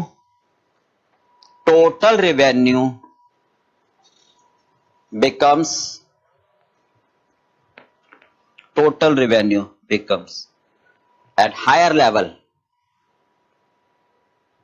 कब? when marginal revenue becomes zero और नेगेटिव। कई बार जीरो नहीं आता, नेगेटिव आ जाता है, एक ही बात है।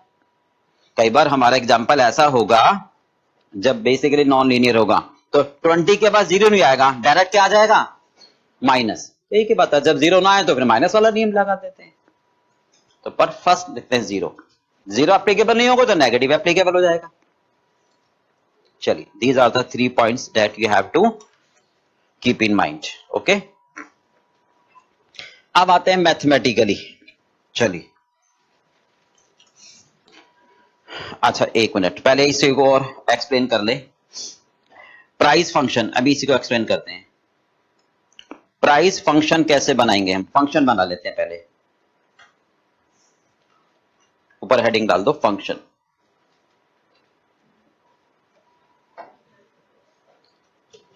हाँ जी, प्राइस फंक्शन ये P से इंडिकेट करते हैं। P means price function. P का मतलब कहलाता है price function.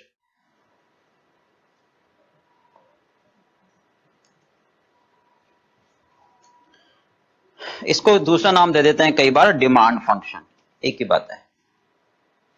Basically price function original है। तो देखिए, इसी एग्जांपल में अगर बात करें हम, ध्यान से सुनना। हाईएस्ट प्राइस हमारी क्या थी? हाईएस्ट प्राइस 200 रुपए। ओके, इसको नाम दे देते हैं A. A is the highest price.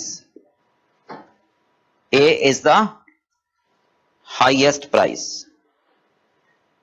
कब? व्हेन क्वांटिटी क्या होगी सब इस पर 0। सर इस पर कोई नहीं खरीदेगा, very very highest price, right. A का मतलब इस प्राइस पर कोई हमसे परचेज नहीं करेगा, राइट भाई। 200 रुपए। अब मुझे तो फंक्शन बनाना है, ध्यान से सुनो, मुझे तो फंक्शन बनाना है। क्या करोगे? 200 रुपए को कम करूंगा, 200 रुपए को कम, तभी तो क्वांटिटी बिकेगी। 200 रुपए पर तो कोई हमसे खरीदेगा ही नहीं, राइट भाई। तो क्या करोगे अब आप? 200 रुपए को कम करोगे कितने से? इस एग्जांपल में लेते हैं, कितने रुपए से कम करेंगे हम 200 रुपए को? 10 रुपए से। तो कितनी क्वांटिटी बिकेगी, राइट भाई। तो मैं ऐसे बना सकता हूं ना, अगर मैं 10 रुपए कम करूं, कम करूंगा मतलब माइनस या ऐड? माइनस। कितने रुपए से? तो मेरी क्वांटिटी कितनी बिक जाएगी? 1। यही तो। अगर मैं यहां 2 रखूंगा तो प्राइस कितने से कम हो जाएगी? 3 रखूंगा, 4 रखूंगा, 5 रखूंगा, तो ये फंक्शन बन गया मेरा, राइट भाई। क्या बना?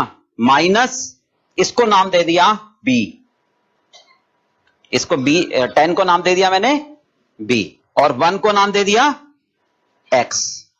भाई जितना एक्स रखोगे उतना प्राइस कम होता चला जाएगा, जितना आप एक्स रखोगे उतना प्राइस आपका कम होता चला जाएगा, राइट। तो बी क्या है बेसिकली? बी क्या है बताओ? हाँ बोलो बोलो। Reduction in price for extra 1 unit sold. देखो, reduction in price, reduction in price for extra 1 unit sold. एक अतिरिक्त यूनिट बेचने से, एक अतिरिक्त यूनिट को बेचने से कितना प्राइस में कमी आएगी, दैट इज बी। एक्स क्या है? Quantity sold. एक्स क्या है? Quantity sold. जितनी क्वांटिटी रखोगे, ओके। ये बन गया हमारा प्राइस फंक्शन। ये क्या बन गया हमारा? Price function, right.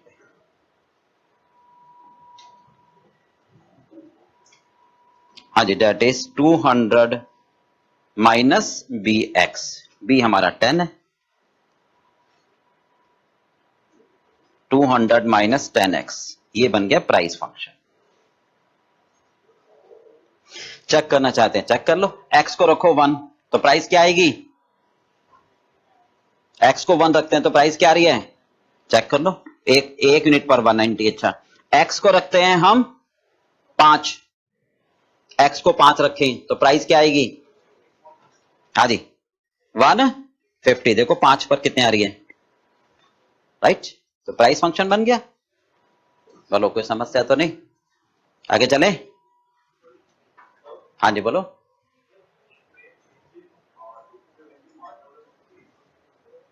दोबारा बोलो। ये लीनियर रिलेशन में नहीं है, वो तो उसमें होता है जहां पर हमारा लीनियर रिलेशन ना हो। क्यों ऐसा? बिल्कुल एक लाइन आती है, ध्यान तो सुनो इनका क्वेश्चन। सर लीनियर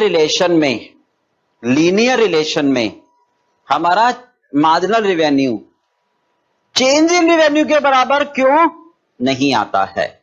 वो इसलिए नहीं आता है, नहीं कहते हैं, क्योंकि यहां पर हम जब बात करते हैं किसकी? लीनियर रिलेशन की, तो इसका मतलब ये एक मार्केट का थॉट बनता है कि आप लीनियर रिलेशन, मतलब यू कैन नॉट कंट्रोल। ध्यान दो सुना, लीनियर रिलेशन के बाद क्या आई? रिलेशन आपका कैसा है? लीनियर। सर आप मार्केट को कंट्रोल नहीं कर सकते। आप ये नहीं कह सकते कि सर मैं 10 रुपए कम करूंगा तो एक ही कस्टमर आएगा, ये आप गारंटी से नहीं कह सकते। इसका मतलब अगर आप कह रहे हो ऐसा तो आपको प्राइस कम करने की जरूरत नहीं थी, आपके पास एक कस्टमर आना ही था, आपने समय का वेट नहीं करा और आपके पास, आपने जल्दबाजी में 10 रुपए कम कर दिए। तो बस आप एक थॉट बना रहे हो अपना, राइट भाई। आप बस आप एक प्रिसेप्शन बना रहे हो कि आप 10 रुपए कम कर रहे हो तो 1 यूनिट बिकेगा। ये तो आपका ट्रेंड बना रहे हो आप बेसिकली, ये आप एक ट्रेंड बना रहे हो पास्ट एक्सपीरियंस को देखकर।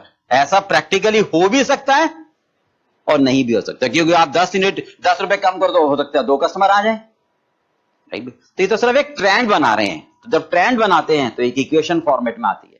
तो इसलिए हम सोच रहे हैं कि सर हमें 190 रुपीज ज्यादा मिले, हमें 190 रुपीज ज्यादा मिले, बट ज्यादा लेने के लिए आपने 1 यूनिट क्या करा, फालतू बेचा, पर वही यूनिट 200 रुपए में बिक जाता तो आपको ये लॉस हुआ। इसलिए मार्जिनल रेवेन्यू को ऐसे डिफाइन किया गया, राइट। तो इसलिए हम कहते हैं मार्जिनल रेवेन्यू लीनियर रिलेशन वाले में इस तरीके का रोल प्ले करती है, क्योंकि हम ये मानते हैं कि जरूरी नहीं है कि आप प्राइस कम करो तो क्वांटिटी बढ़ेगी, ये तो सिर्फ ट्रेंड बना दिया, राइट। इसलिए चलिए, हाँ जी, ये हो गया आपके पास प्राइस फंक्शन। ओके, चलिए अब बताओ रेवेन्यू फंक्शन क्या बनेगा आपका। रेवेन्यू फंक्शन बताना क्या बनेगा। हाँ जी बताओ, रेवेन्यू फंक्शन क्या होता है, प्राइस इंटू, हाँ जी क्वांटिटी, प्राइस इंटू क्वांटिटी, यही तो होता है। रेवेन्यू क्या होता है, 10 यूनिट बेचे 50 रुपए से, तो प्राइस इंटू क्वांटिटी।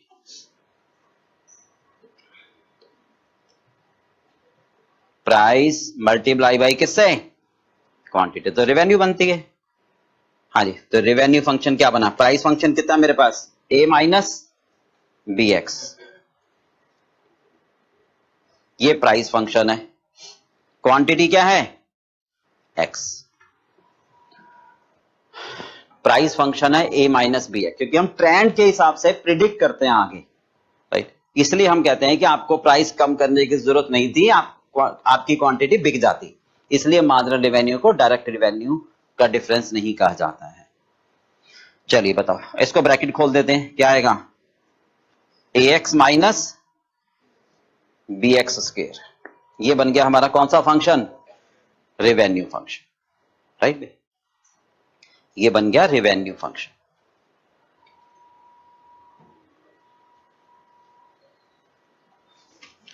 हाँ जी, चलिए सेकंड, कॉस्ट फंक्शन क्या होगा, कॉस्ट फंक्शन बताओ। हाँ जी, variable cost per unit multiply by X plus fix cost, ये कॉस्ट फंक्शन बनेगा।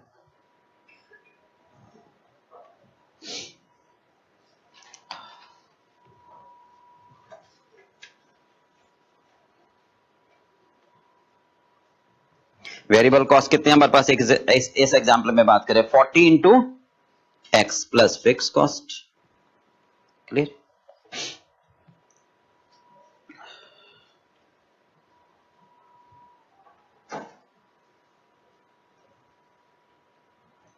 ये बनेगा कॉस्ट फंक्शन, ओके। तो ये हो गए फंक्शन, ओके। अब आते हैं नेक्स्ट कॉन्सेप्ट पर, डेरिवेटिव, ठीक है। चलिए इसको मैथमेटिकली कैसे प्रूफ करें हम, डेरिवेटिव सबको मालूम है, ये सिखाना है, जल्दी बताइए। हाँ जी, डेरिवेटिव्स सिखाऊं। देखिए डेरिवेटिव को सीखने के लिए एक तो है कि मैं आपको पहले सिंपलेस्ट फॉर्म में बता दूं कि ऐसे करते हैं, ठीक है, फिर बता दूंगा क्यों ऐसा करते हैं वो बाद में, पहले क्योंकि इससे लिंक टूटेगा मेरा, ठीक है। तो अभी मैं डेरिवेटिव की एप्लीकेशन समझा रहा हूं, रीजन बाद में बताऊंगा, क्योंकि अगर अभी रीजन बताऊंगा तो थोड़ा टाइम लगेगा और इससे लिंक मेरा टूट जाएगा। तो अभी मैं सिर्फ आपको डेरिवेटिव समझाता हूं। मार्जिनल रेवेन्यू क्या होता है, basically derivative of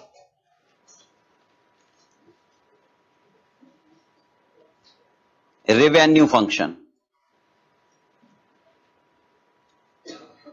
okay, differentiation of revenue function. और मार्जिनल कॉस्ट किसे कहते हैं हम, derivative of total cost function, okay. Now come to the point, देखिए डेरिवेटिव जरा समझ लेते हैं अभी।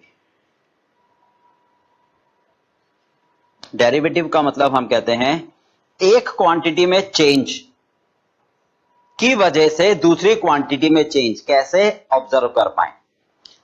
मतलब change in quantity with respect to change in other quantity, ये डेरिवेटिव का मीनिंग होता है बेसिकली, राइट बे। इसका मतलब होता है चेंज इन क्वांटिटी, मतलब change in one activity quantity with the change in other activity। मतलब जैसे कहते हैं ना हम डिस्टेंस और टाइम, राइट, कि सर टाइम कितना लगा, डिस्टेंस कितना कवर हुआ, तो जब एक में चेंज तो दूसरे में कितना चेंज, तो ये रिलेशन आपको एस्टेब्लिश करना पड़ता है, उसको क्या नाम देते हैं हम, derivative. That relation is called derivative, right. इसको प्रूफ करेंगे अभी, थोड़ा सा रुक के, पहले यहां पर लिंक बनाते हैं। मैं आपको फॉर्मूला समझा देता हूं डायरेक्टली। जैसे y is equal to ax raise to power n plus bx plus c, इसका मुझे डेरिवेटिव करना है। तो y का डेरिवेटिव कहलाता है x की रिस्पेक्ट में, that is dy upon dx। y का डेरिवेटिव कहलाता है x के रिस्पेक्ट में, इसका मतलब x में कितना चेंज करूं कि y में कितना उसका इफेक्ट आएगा, राइट भाई। प्राइस में कमी करोगे तो कितना इफेक्ट आएगा क्वांटिटी में, वो डेरिवेटिव, राइट। एडवर्टाइजमेंट में कितना चेंज करो कि क्वांटिटी में कितना चेंज आए, मार्केट शेयर कितना बढ़े, वो कहते हैं। तो देखिए कांस्टेंट हमारा एज इट इज रहेगा हमेशा। जब भी पावर की बात करेंगे हम, तो पावर को नीचे ले आएंगे और एक कम कर देते हैं, राइट। ये डेरिवेटिव का नियम है, फॉर्मूला है। प्रूफ मैं कर दूंगा अब इसको, क्यों ऐसा करते हैं। कोई भी ऐसी चीज मैं आपको नहीं कराऊंगा जिसको मैं प्रूफ ना करूं, ठीक है, बट अभी नहीं, क्योंकि फिर मेरा लिंक टूट जाएगा। बस अभी सिर्फ फॉर्मूला क्रैम्प कर लेते हैं, फिर इसको प्रूफ कर देंगे तो समझ आ जाएगा, लिंक बनेगा, ठीक है। कांस्टेंट ऐसा, एक्स का डेरिवेटिव हमेशा 1, कांस्टेंट का डेरिवेटिव नहीं होता, 0 होता है। ये डेरिवेटिव का नियम है, बस इतना सा समझना है, इससे ज्यादा आपको नहीं समझना है। फॉर एग्जाम्पल बात करूं, 4x की पावर 6 प्लस 7x प्लस 9, इसका डेरिवेटिव करना है, तो क्या आएगा, 4 एज इट इज रहेगा, x की पावर 6 का क्या बनेगा, 6 नीचे आ जाएगा और एक कम, बस इतना ही करना है। और x का हमेशा 1, कांस्टेंट का 0, राइट। इससे ज्यादा एप्लीकेशन नहीं है डेरिवेटिव की, बस इतनी है, राइट। और ये भी मैं आपको प्रूफ करके दे दूंगा ऐसा क्यों होता है, लेट्स वेट, राइट। चलिए अब ये है डेरिवेटिव, ओके। अब अपने एप्लीकेशन पर आ जाएं, एक और एग्जांपल लेने, ये हो गया, करो जरा फटाफट एक। इसका डेरिवेटिव कितना आएगा, देखो,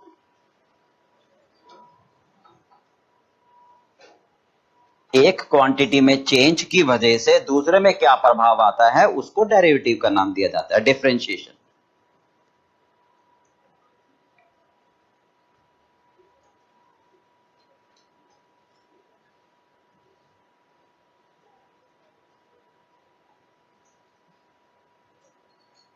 हो गया, y का डेरिवेटिव का मतलब y में चेंज मुझे देखना है, x में चेंज की वजह से, तो 9 एज इट इज रहेगा, 8 नीचे आ जाएगा और एक कम हो जाएगी। x का डेरिवेटिव 1, 7 का 0। This is the process of differentiation, right. Clear होगा सबको। चलिए अब अपने मुद्दे पर आ जाते हैं। बताइए मार्जिनल रेवेन्यू क्या होगी, करो जरा, अब आप करो, मार्जिनल रेवेन्यू निकालो, करिए। मार्जिनल रेवेन्यू बताइए क्या होगी, डेरिवेटिव ऑफ, हाँ जी, रेवेन्यू फंक्शन। बताओ रेवेन्यू फंक्शन क्या है, रेवेन्यू फंक्शन बताओ कितना है, revenue function ax minus bx square, यही तो था रेवेन्यू फंक्शन, तो यही आया था। इसका डेरिवेटिव कर दो, कर दीजिए इसका डेरिवेटिव।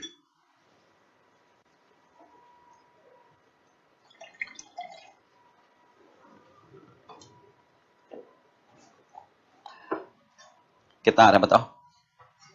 हाँ जी, रिवेन्यू, एक मिनट, डीआर कलर, रिवेन्यू में चेंज, राइट, क्यों? क्वांटिटी में चेंज की वजह से, डीआर अपॉन डीएक्स। रिवेन्यू में change due to change in quantity. हाँ जी, क्या आएगा? एक्स का डेरिवेटिव 1, बी ऐसा कैसा, एक्स स्क्वायर का 2x, क्या हुआ?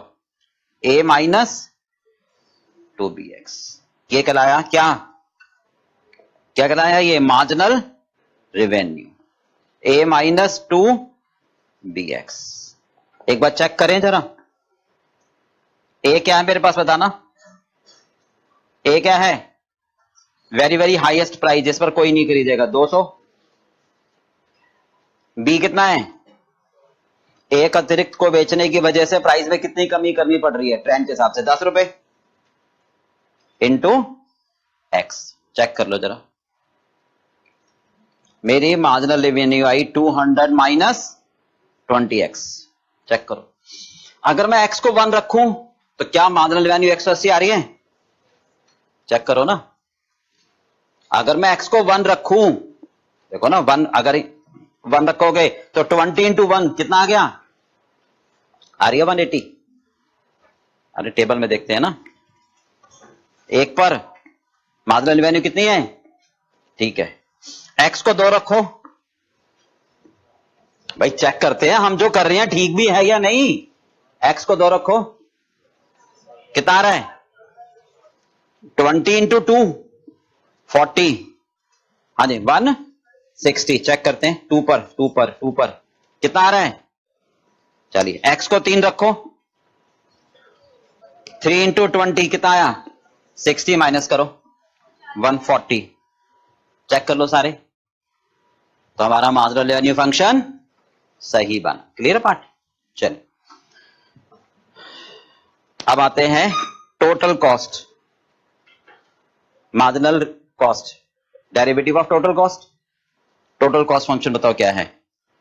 Variable cost per unit into X plus, variable cost बताओ कितनी है?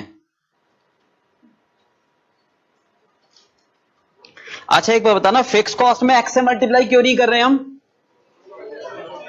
एवरीवन नोज, क्योंकि sir fix cost remain same. Sir मैं 1 बनाऊं, 2 बनाऊं, या जितने मर्जी बनाऊं या नहीं बनाऊं, वो तो हमारी उतनी रहेगी, तो इससे मल्टीप्लाई नहीं होगा ना। चलिए ये बन गया कॉस्ट फंक्शन।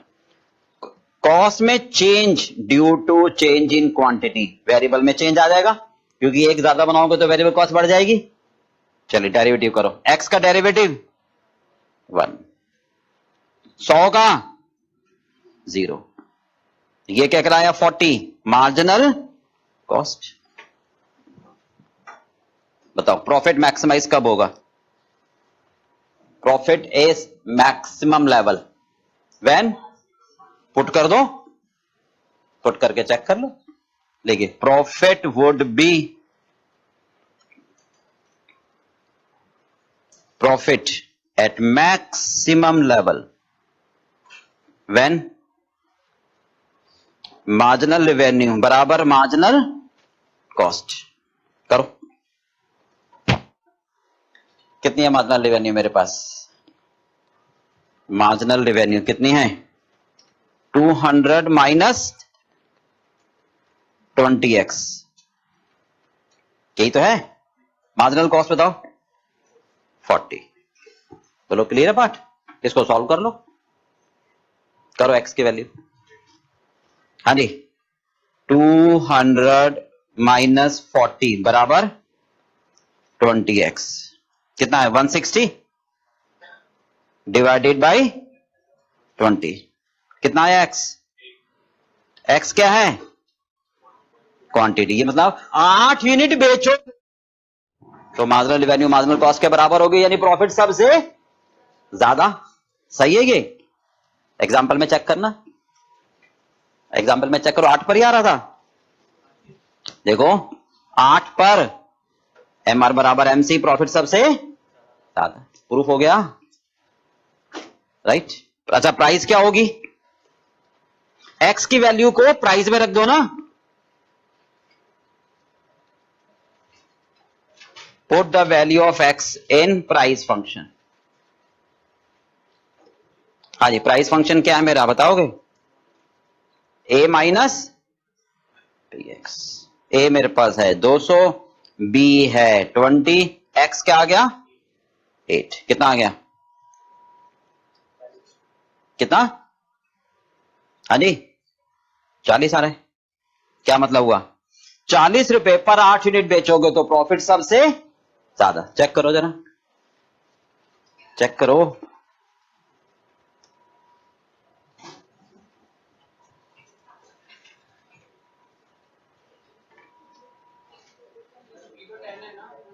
सॉरी बी तो 10। कितना आ रहा है?